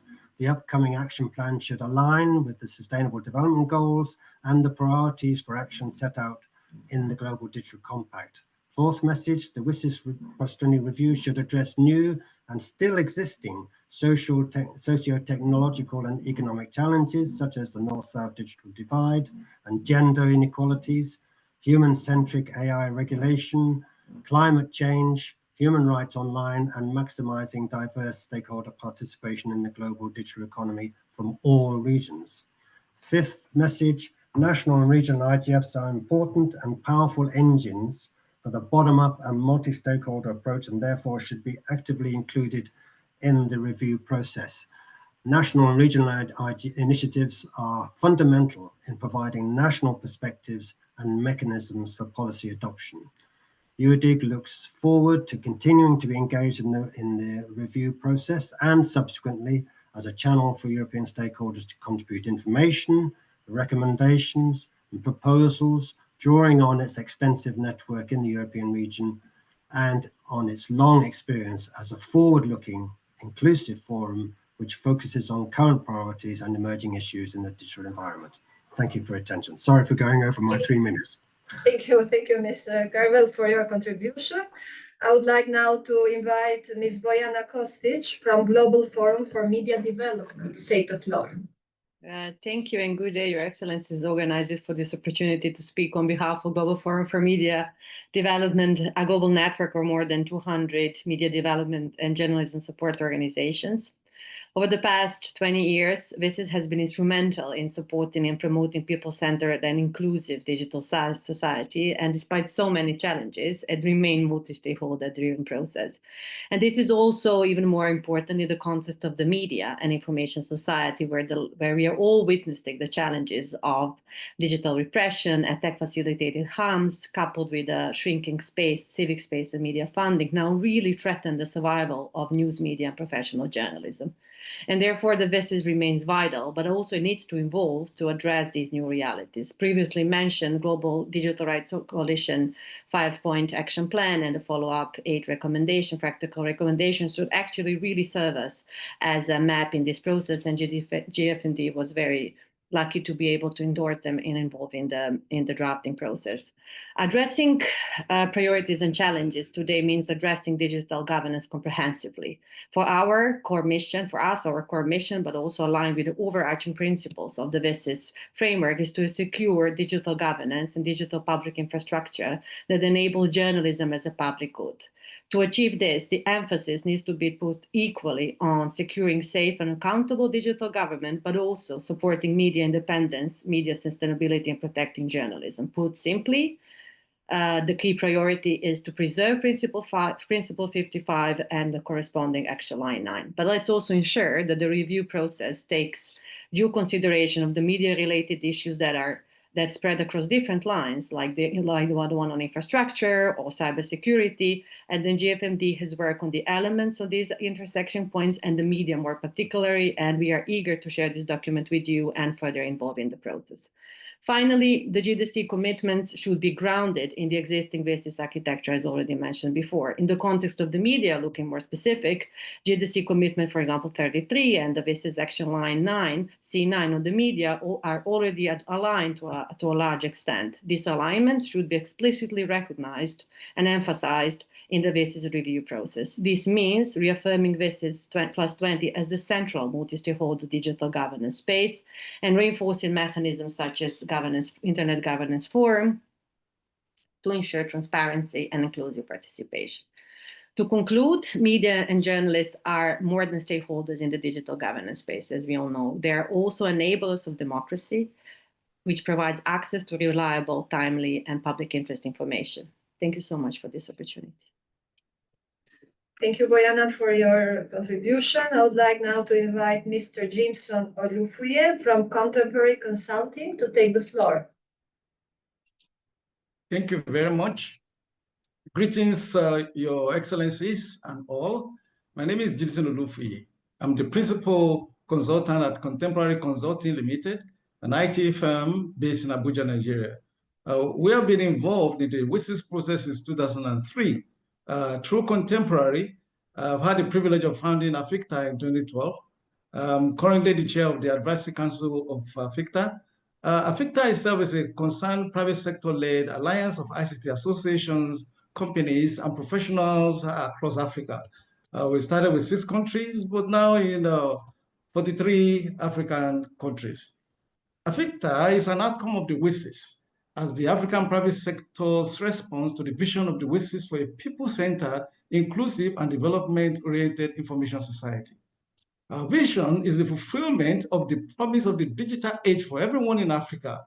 I've had the privilege of serving in the CSTD working groups on the improvement to IGF, enhanced cooperation, and the United Nations Secretary General's MAG. AFICTA collaborates with UNECA, doing a fantastic job in Africa, and AU and other stakeholder groups across Africa to advance the WSIS vision. We believe the WSIS has prospered our world in all aspects of life, with the Geneva Declaration on Action Lines and Targets and the Tunis Agenda on IGF, which has become a veritable platform for capacity development on the digital, networking, sharing of best practices, and involving new businesses, etc. As a matter of fact, the WSIS efforts in fostering access, connectivity, and multi-stakeholder engagement have added more than $10 trillion to the global economy. So over the past 20 years, the WSIS vision has served our world well. We know that the annual WSIS review are mostly handled by the Regional Economic Commission in their regions, like UNECA. There's a need for in-country annual review as SDGs 2030 target approaches. Therefore, we urge states who are yet to operationalize annual WSIS forum to do so in conjunction with IGF and enhanced cooperation and the GDC, that the annual WSIS forum be reviewed with the WSIS action line and targets, IGF outcomes, and the GDC objectives in view of the expectation of the Sustainable Development Goal. Contemporary consider artificial intelligence as an e-application. As such, it can be appended to WSIS action line C7 along with the other e-application, or to be taken as part of the e-application without any other addition. We propose that the mandate of the IGF be renewed for another 10 years or made permanent with the union system. We also believe that while the IGF per Tunis agenda is fully operational, enhanced cooperation paragraph 67 is already operational in the UN Commission for Science and Technology for Development and in other forums like ICANN. As such, share series should be documented as the primary home of enhanced cooperation. And finally, the Global Data Compact, which is an annex of the Path for the Future, is a derivative of WSIS, and as such should be reviewed during the WSIS IGF and CSTD meeting. Therefore, in-country SDD offices should be part of the discussion processes going forward. Finally, in addition, the process of engagement on WSIS matter should reflect the Sao Paulo multi-stakeholder statement, which provided guidelines for meaningful multi-stakeholder engagement. Thank you very much for listening. Thank you, Ms. Olufuye, for your contribution. I would like now to invite Paula Otegu from Latin America and Caribbean Network Information Center. Paula, you have the floor. Thank you, Chair, co-facilitators. Hello, everyone. Thank you for the opportunity to speak on behalf of LACNIC, the Latin American and Caribbean Internet Address Registry, a non-profit association formed by a community of more than 12,000 associated entities, members, in a coverage area of 33 territories. Our function is to allocate and manage Internet number resources, contributing to the development of the Internet in the region through an active policy of cooperation. As members of the Internet technical community, we have been actively involved in this process. We consider WSIS+20 as a key opportunity to reaffirm and update global commitments for digital inclusion. Before moving on to the concrete opportunities that this process offers, we would like to underline that the success of the Internet is based on its founding principles of open standards and collaboration. In this regard, it is essential to recognize the role of the technical community and its operational expertise for implementing policies and protocols that ensure the functionality and interoperability of the Internet. Some ways in which the WSIS+20 outcomes can drive sustainable socio-economic development in Latin America and the Caribbean and the world are an open, stable, secure, and global Internet. It is imperative to advocate for an Internet without fragmentation and operating under open, secure standards developed by the global community. Strengthening the multi-stakeholder model, it is necessary to ensure the representation and active participation of all sectors, including the technical community, in decision-making processes on the digital future. Also, strengthen the role of the Global Internet Governance Forum as a key platform for inclusive Internet policy dialogue and an enabling space for all voices in global debate on the future of Internet. Meaningful access, not just connectivity. Internet access must be of quality, secure, and useful, allowing free access to content and promoting digital skills and relying on standards that provide stability and security, such as IPv6 or PKI. In this context, we at LACNIC reaffirm our commitment to a global, open, stable, secure Internet that serves sustainable development. Our contributions will continue to focus on strengthening technical participation in regional and global spaces, collaborating with all actors under the multi-stakeholder model, encouraging the active participation of our region in global debates, continuing the dialogue with governments, bringing evidence, experience, and learning from our daily practice. So we deeply value this space for exchange and collaborative construction. Thank you very much. Thank you, Paula, for your inputs. I would like now to invite Alisha Sharif from Technical Community Coalition for Multi-Stakeholderism. You have the floor. Thank you, Your Excellency, and hello, everyone. My name is Alicia, and I'm speaking on behalf of a Technical Community Coalition for Multi-Stakeholderism, which is a group of aligned members of the Internet technical community with a long history of involvement in multi-stakeholder Internet governance. We appreciate the opportunity to participate in this stakeholder consultation and reiterate our thanks to the President of the General Assembly, the co-facilitators, the Secretariat for all the preparations thus far in the review process. And thanks also to all the previous speakers for their interesting and diverse contributions. My comments focus on the third of the guiding questions for today's interventions. But before I move to that, I want to briefly acknowledge 4 things. 1, that many more people around the world are participating in the information society than were doing so 20 years ago, and that is a success. 2, that despite this, much remains to be done to bridge complex and diverse digital divides so that all can participate. 3, that since the original WSIS summit, the internet has been a key infrastructure for enabling the information society and crucial to the development of societies, economies, communities, and culture all around the world. And 4, that the multi-stakeholder model has been and remains integral to the internet's continued development and success. Our role as members of the internet's technical community is to operate the infrastructure that supports the internet's availability. We see an open, free, global, secure, resilient, and interoperable internet as a crucial foundation for human development, innovation, and progress. Ongoing engagement by all constituents of the multi-stakeholder model, governments, the private sector, academia, civil society, and the technical community, help us find common ground and move forward as we navigate new technologies and governance challenges. As such, through this review, we urge member states to first ensure that the review itself remains genuinely open to and inclusive of stakeholders' input. The Sao Paulo multi-stakeholder guidelines offer a proposed approach to digital governance and deliberative dialogue, which we strongly support. Second, to ensure that the role of the IGF is maintained, and ideally that it becomes a permanent feature of the UN system, with better resources to allow it to function more effectively and inclusively. A critical component that is missing in the wider digital governance landscape is a multi-stakeholder agenda-setting function, and we believe that the IGF could fulfill this, in turn aiding the development of a governance agenda for the global internet governance and digital policy landscape. Third, acknowledge that there is a level of complementarity between the GDC and WSIS, but also a level of overlapping coverage. We would advise against duplicating or proliferating governance fora because proliferation disadvantages all stakeholders except the best resourced. And fourth and finally, to acknowledge that any additional resources should be used to support broader and more diverse participation in existing institutions and processes.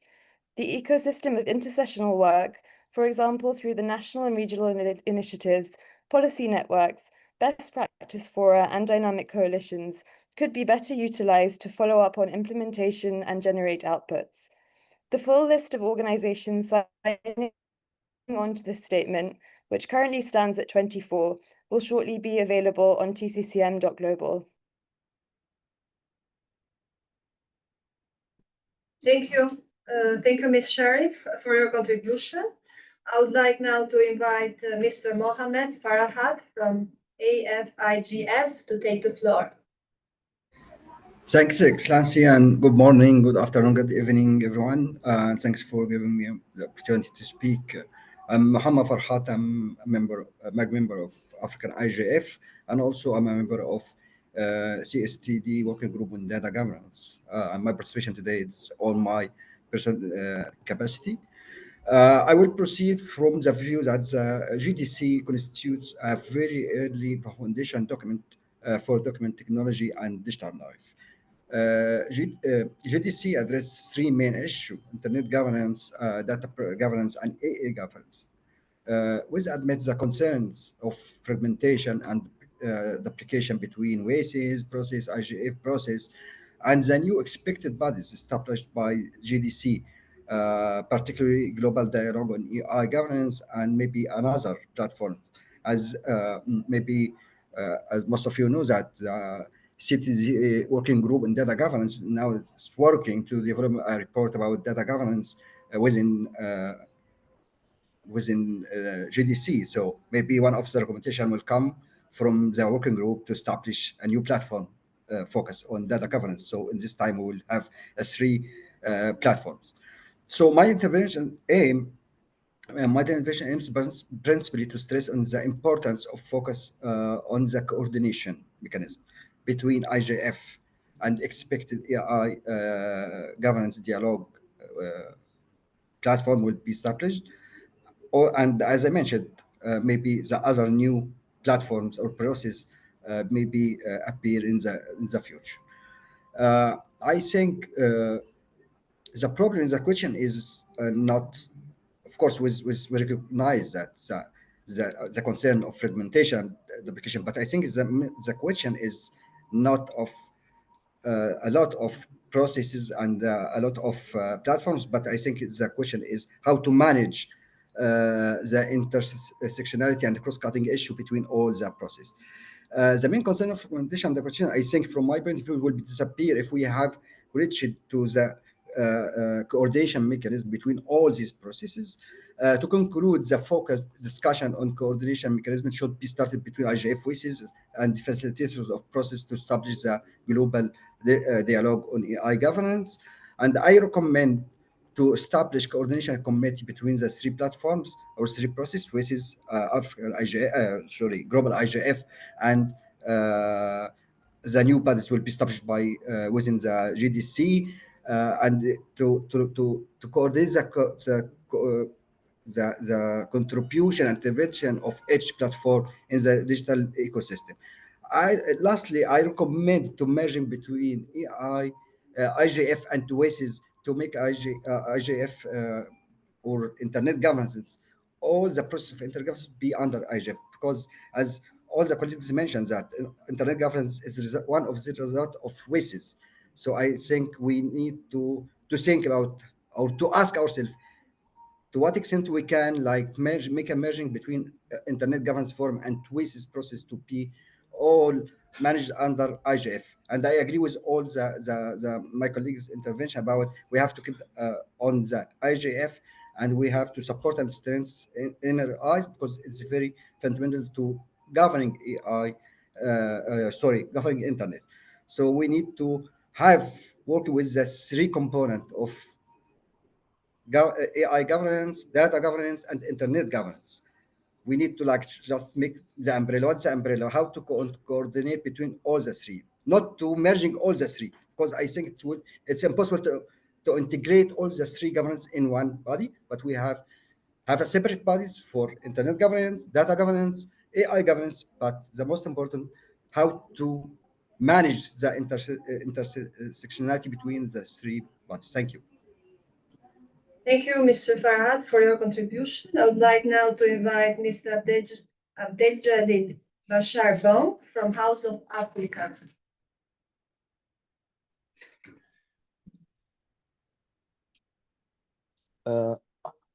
Thank you so much, dear Excellency, dear Chair. Thank you for this opportunity on behalf of House of Africa, a dedicated member of civil society stakeholder community from Chad, from Global South, and also in the name of Chad IGF. Our organization is committed to promote access, equitable access of internet in Africa. As we reflect on the outcome of the WSIS, it is critical to recognize the significant contribution made by the diverse stakeholders, including civil society, youth, in achieving the connectivity and the capacity building objective outlined in WSIS action lines. We have tireless advocate for the inclusive digital policy that empower marginalized community and enhance local governance. In the past year, we have seen remarkable progress in internet accessibility across Africa, with increasing initiative aimed at bridging the digital divide. However, there is still much work to be done to ensure that all the voices are heard and represented in the digital landscape. We believe that updated WSIS framework is essential to the continued development of inclusive internet. We recommend the following area for consideration: defining digital governance and cooperation. There should be clear and complementary understanding of digital governance framework. It is vital that we leverage strength across various initiatives without duplication effort. We need GDC, we need IGF, also we need WSIS for more impact and also more collaboration. Second point is strengthening the role of IGF. We need sustainable resourcing, financing for the internal governance forum is critical to have a new mandate renew a permanent seat. It is multi-stakeholder approach which allow for the bottom-up agenda setting must be maintained and supported. More funding for the multilingual resources for more impact.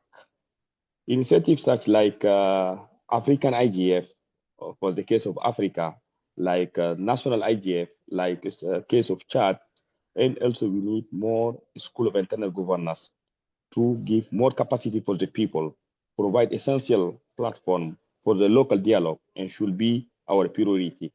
National, regional, and youth initiative, we call in our languages NRIs, give us more voice for each one of the community member to contribute and to shape the internet that we need it, and also to connect the in-connect people for the rural area. Number three, to provide an inclusivity. The WSIS+20 review process and GDC must remain open, inclusive, allowing all stakeholders, particularly from civil society, to engage meaningful discussion. The Sao Paulo multi-stakeholder guideline can serve as valuable reference for fostering such inclusivity. Number four, at the end, recognize the civil society roles is imperative to acknowledge civil society, including organization in Africa, many like our organization, as distinctive vital stakeholder and the internal governance. Our unique perspective is to advocate effort is essential to ensure that internet serves the need of our communities. Thank you for attention and support in the building more inclusive, equitable digital for our future. Internet works because the multi-stakeholder works. Thank you so much, Chair. Thank you, Mr. Blom, for your contribution. I would like now to invite Michel Zonga-Glinze from Consortium d'appui aux actions pour la promotion du développement de l'Afrique. Vous avez la parole. Distinguished participants, esteemed panelists, the Consortium for Support to Action for the Promotion and Development of Africa, CAPDA, would like to commend this strategy WSIS+20 consultation. This mark of decisive step in sharing the global digital future and in researching a fundamental demand for digital technology to fully serve the aspiration, reality, and potential of the Africa continent. Through this mission, CAPDA advocates for safe, inclusive, and resilient digital Africa, where technology isn't a distant promise, but a concrete level for employment, shared property, and social justice. Africa overflows with talent, energy, and innovation. However, glaring inequality in access, particularly in rural areas, risk of deepening social and economic divide if not decisively addressed.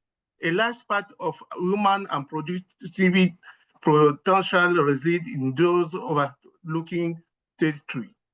To this end, CAPDA identified 5 essential pillars to give this digital transformation resonating with the priority of WSIS+20. First, universal equitability and affordability connectivity, especially in the rural area. Broadband access must not longer but luxury reserved for urban center. It's imperative to implement proactive investment policy coupled with including policy model to ensure that every village, every remote area can be connected to the digital world. Second, digital skill tailored to the need of territory and population. Third, robust security and a trust digital space. So here, a resilient digital Africa rests on a secure environment.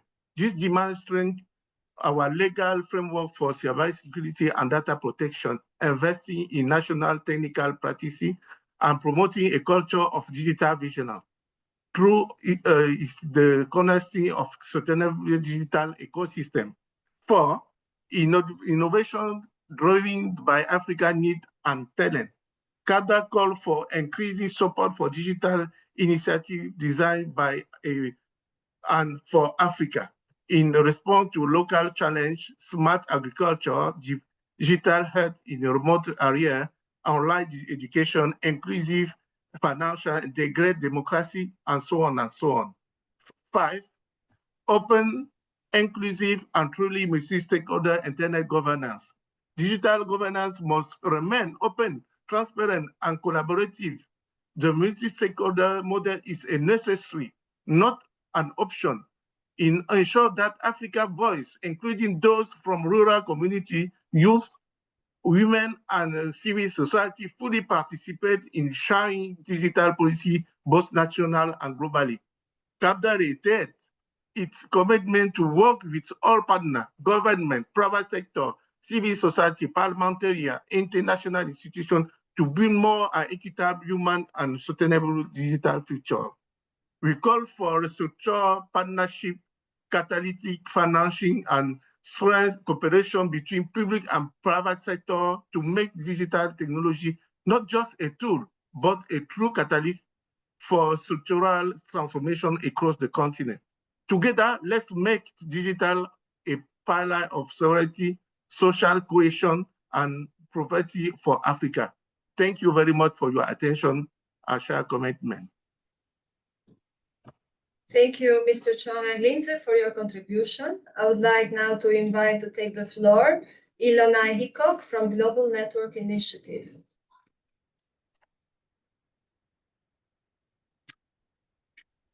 Hello, Your Excellency, and thank you for this opportunity to provide comments. My name is Anna Hickok, and I'm the Managing Director at the Global Network Initiative. We are a multi-stakeholder initiative working towards responsible business conduct in the tech sector. We have over 100 members globally, and we bring together companies, civil society, investors, and academics. We believe that the principles envisioned outlined in the Geneva Declaration Principles and Tunis Agenda remain relevant today, but face renewed challenges. This includes deepening of digital divides by AI, new tactics for surveillance, and overly broad state actions impacting freedom of expression, such as internet shutdowns. We also believe that the implementation of WSIS should advance regional, national, and local priorities. Key priorities include ensuring universal, affordable internet access, especially for rural, remote, and underserved populations, supporting the development of rights-respecting digital public infrastructure ecosystems, reaffirming and assuring the private sector adheres to the UNGPs, understanding the impact of conflict on human rights and achieving the SDGs, understanding the risks to achieving the SDGs that disproportionate surveillance practices pose, including surveillance powers enabled through broad cybercrime regulation and efforts, ensuring a human rights-based approach to the governance of AI, inclusive data governance, and the impact of AI on the digital divide, and addressing the impact that shrinking civic space has on the achievement of the SDGs. For effective WSIS implementation, we believe that there is a need for a commitment to WSIS at the international, regional, national, and local levels. Adequate resourcing, localized metrics, and robust reporting mechanisms are necessary to facilitate this. The WSIS+20 review should, 1, reaffirm commitments to people-centered digital developments. It should renew the mandate of the IGF and establish it as a permanent mechanism. In doing so, it should strengthen and streamline regional and national IGFs. It should ensure multi-stakeholder approaches to internet governance that embody the principles of multi-stakeholderism as articulated in the Sao Paulo guidelines.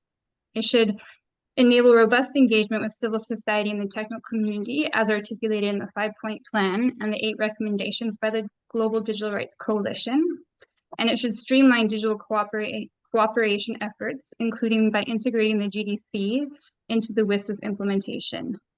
In particular, we see opportunity for this around areas of connectivity with a focus on blended financing mechanisms and accessible and affordable access to data. Data governance with a focus on ensuring data governance frameworks are grounded in international human rights standards, empower the end user, and further catalyze the use of data for achievement of the SDGs.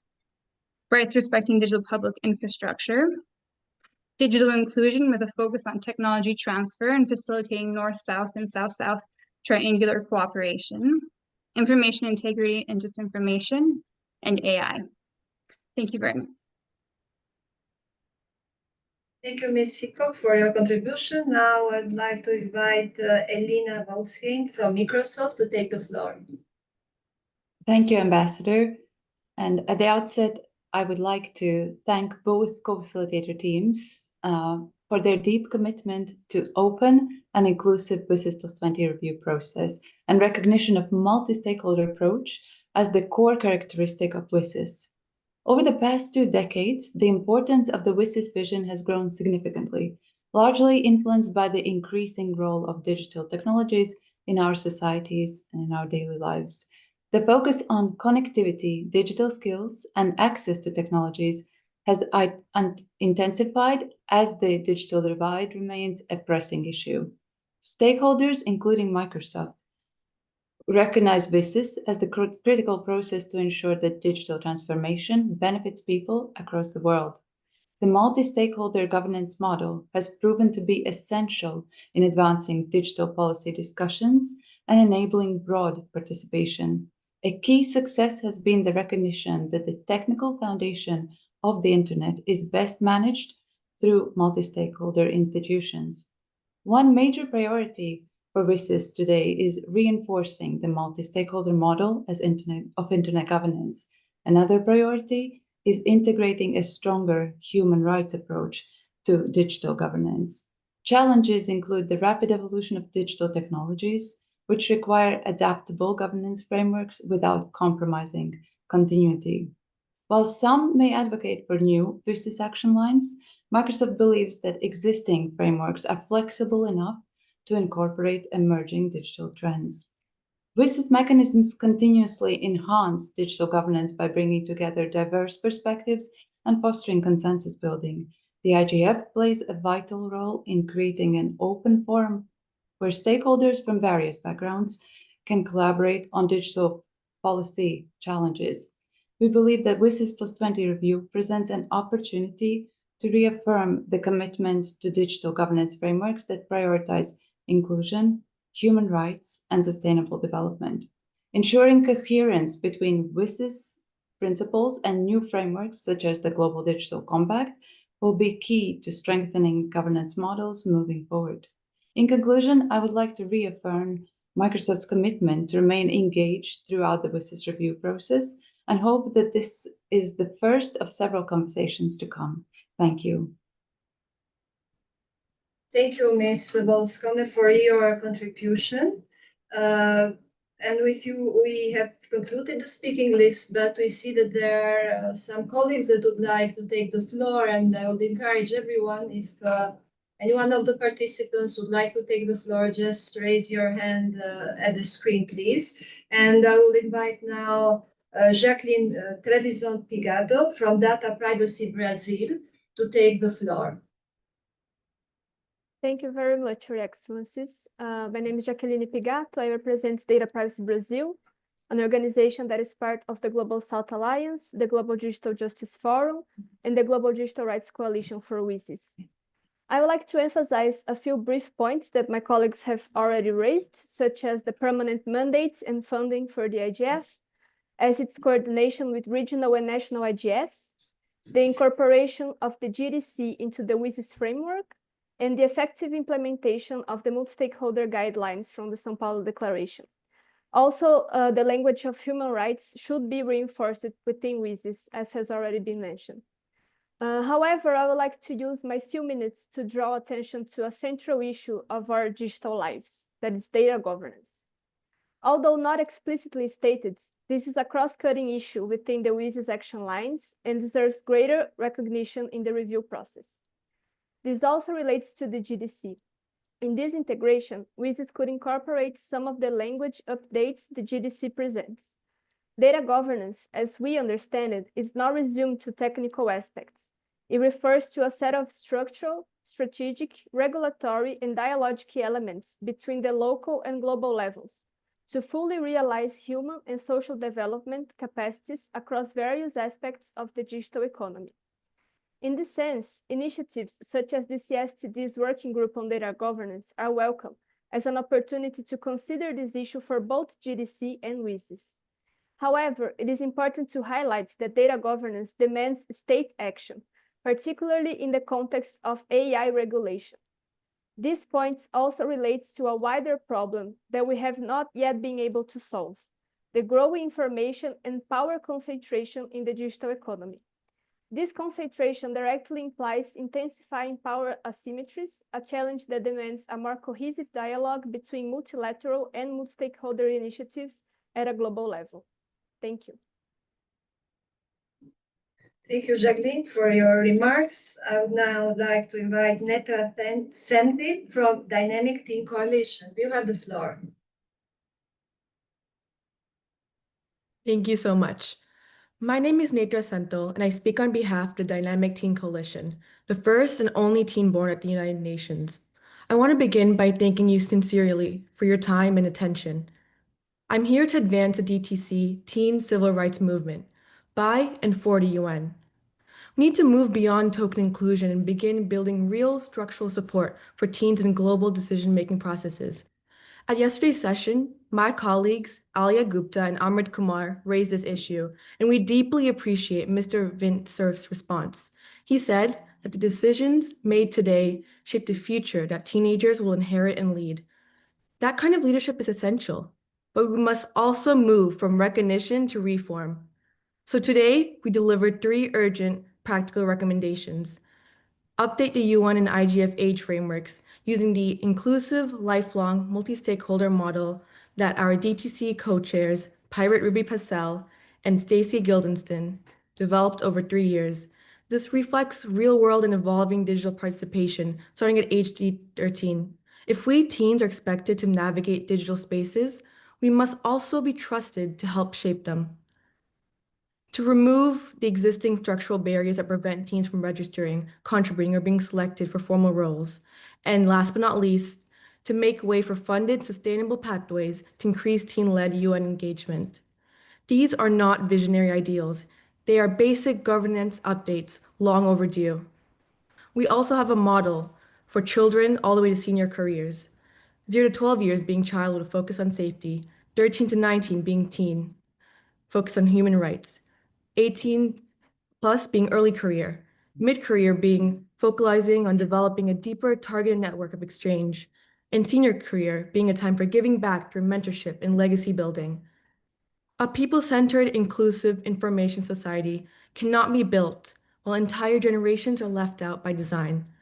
We cannot claim to serve the next generation while that generation remains locked out of almost all UN processes. We're not asking for permission. We're already participating.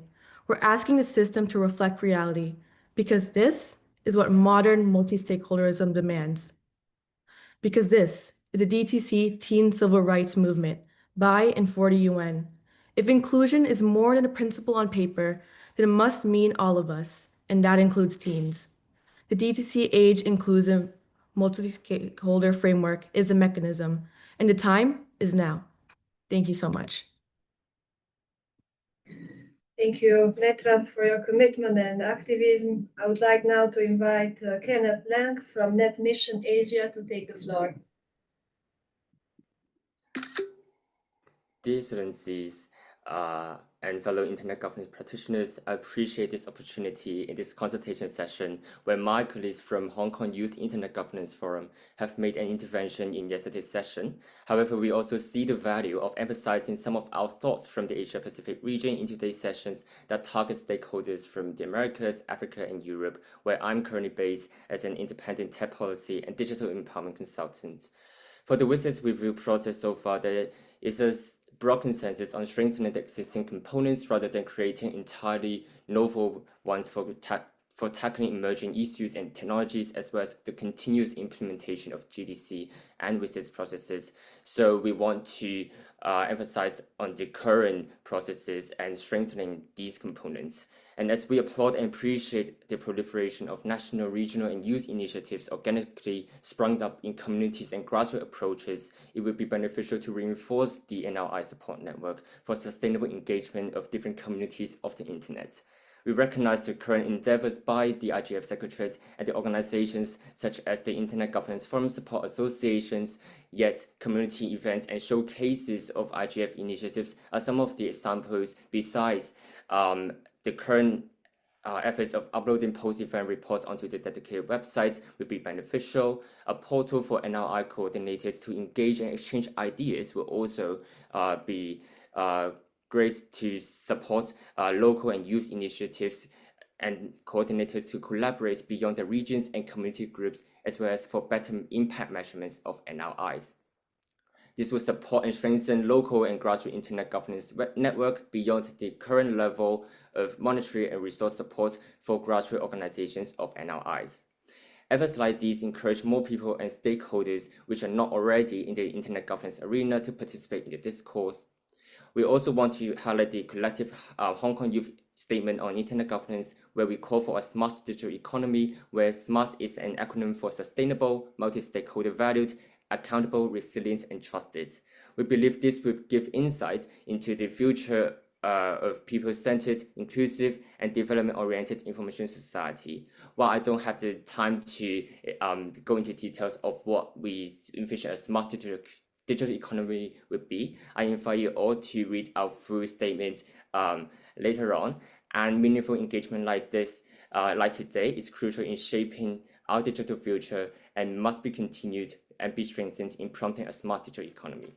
I thank you again for this opportunity, and I look forward to seeing many of you in Norway for the 20th and IGF and other WSIS engagement. Thank you. Thank you. Thank you, Kenneth. And indeed, we would like to have more time, but time is a little bit limited now, and we'll get through the statements that you have delivered very carefully.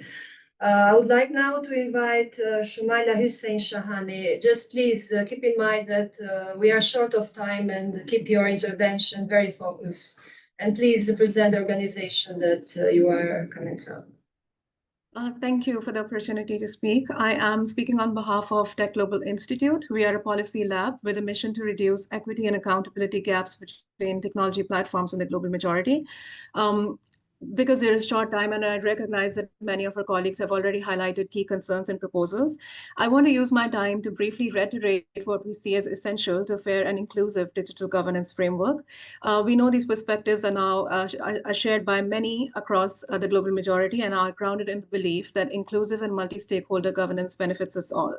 We urge a renewed commitment to WSIS as the foundation for global digital cooperation. The GDC should not sit apart, but be integrated into the WSIS framework, reinforcing its people-centered approach and building on the IGF's open deliberative model. To realize this, we need a stronger IGF, one with a clear mandate, sufficient resources, and the ability to meaningfully shape global agendas. This also means reforming multi-stakeholder advisory groups, supporting national and regional IGFs, and enabling sustained participation from underrepresented communities. Inclusion must be guaranteed through practical measures such as support for travel, visas, and connectivity, multilingual and regionally considerate participation, and capacity building that responds to local realities. We also believe WSIS action lines must evolve to address urgent issues like artificial intelligence. It carries risks that must be addressed through processes centered on public interest, transparency, and equity, not just innovation. Finally, digital governance must support sustainable development. We cannot meet the SDGs if digital exclusion and monopolies persist. The digital economy must be reoriented to serve people by protecting workers, regulating exploitative practices, and ensuring wealth generated from our communities is reinvested in them. In closing, we see WSIS not just as a review, but as a renewal. The global majority brings not only critiques, but vision, solutions, and deep commitment to building a fairer digital future. We look forward to continuing this work in true partnership. Thank you. Thank you, Shumaila. I have the request to speak from Mr. Hossam El Gamal. Hossam, can you please confirm if you are in line? Okay, you have the floor, sir. Thank you very much. Much appreciation to you, ambassadors. It's an opportunity to speak as one of the stakeholders representing private sector from Africa, SME. I was chairman of AFICTA for a period of time and International Chamber of Commerce Digital Economy Ambassador for Africa. So simply, I reiterate the point that it is extremely important with the review of the WSIS and the IGF to make sure that we have enough integration between the processes of each initiative. WSIS has been maturing over 20 years and has been very successful in helping the digital transformation in the world. But still, we have missing access for more than 1 billion people. And we have the challenge of innovation, advancement, AI, and new technology. And for this, it is extremely important to benefit from the existence of the NRIs as part of the IGF to make sure that the voice is coming bottom up, using the multi-stakeholder of the IGF to deliver consultation messages to the WSIS and to be able to deliver on the digital compact at the end. One thing for sure, we have for a successful digital transformation, we need building capacity, especially in the global south, 2, ensuring access, 3, building entrepreneurship and funding. One of the things that are very important is language, multilingual, because many countries have languages that are not used and they are not capable of using the internet because they are not using the language, their original language. Thank you very much. Thank you, Mr. Hossam. I would like now to invite Winnie come on to take the floor.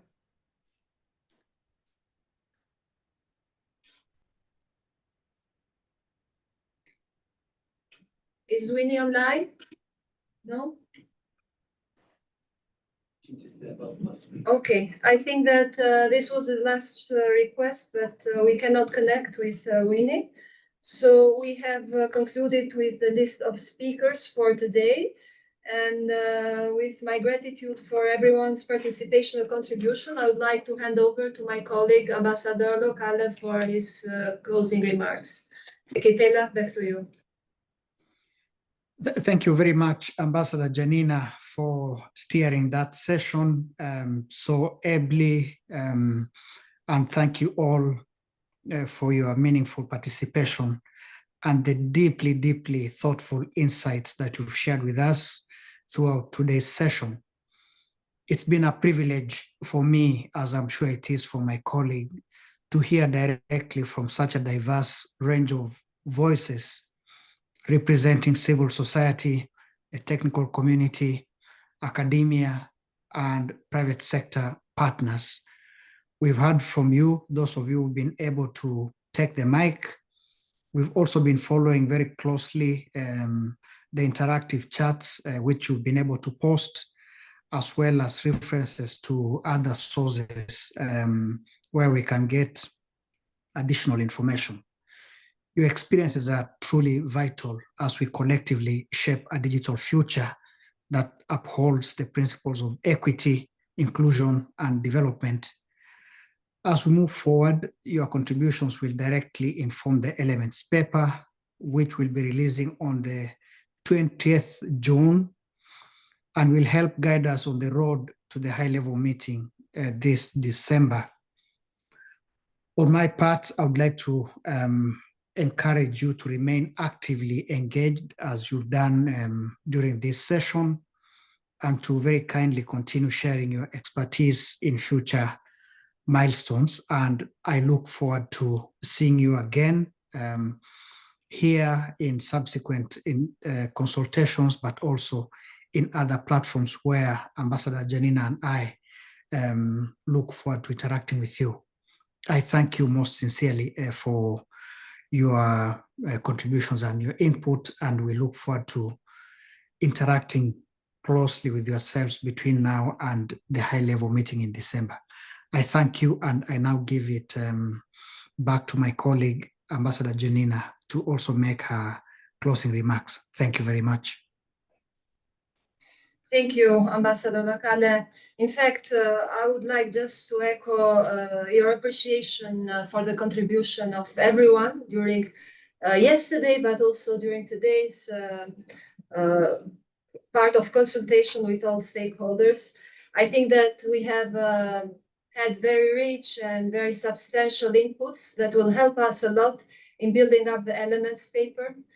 We take notes and we hear very clearly the messages that have been transmitted to us on preserving the multi-stakeholder approach and the fact of being at the same level of communication with member states. We'll reflect this accordingly. And during the next months, there will be very intensive ways of cooperation together. I think that we need to underline that this process, the WSIS+20 process, belongs to everyone. No one has exclusivity over it. So I think we'll build on over this perspective and stay connected together through the months ahead, because these are very important. You mentioned that we'll have some meeting points in Oslo, but also in Norway, but also in Geneva, but we are open all the days that you may have any idea or would like to bring to our attention any kind of element. So by thanking you again, we look forward to working with you and to take this journey together with you for the months to come. Thank you very much, and with much appreciation, we conclude this meeting today. And wish everyone a good continuation of your day from all parts of the world that we are connected. Thank you.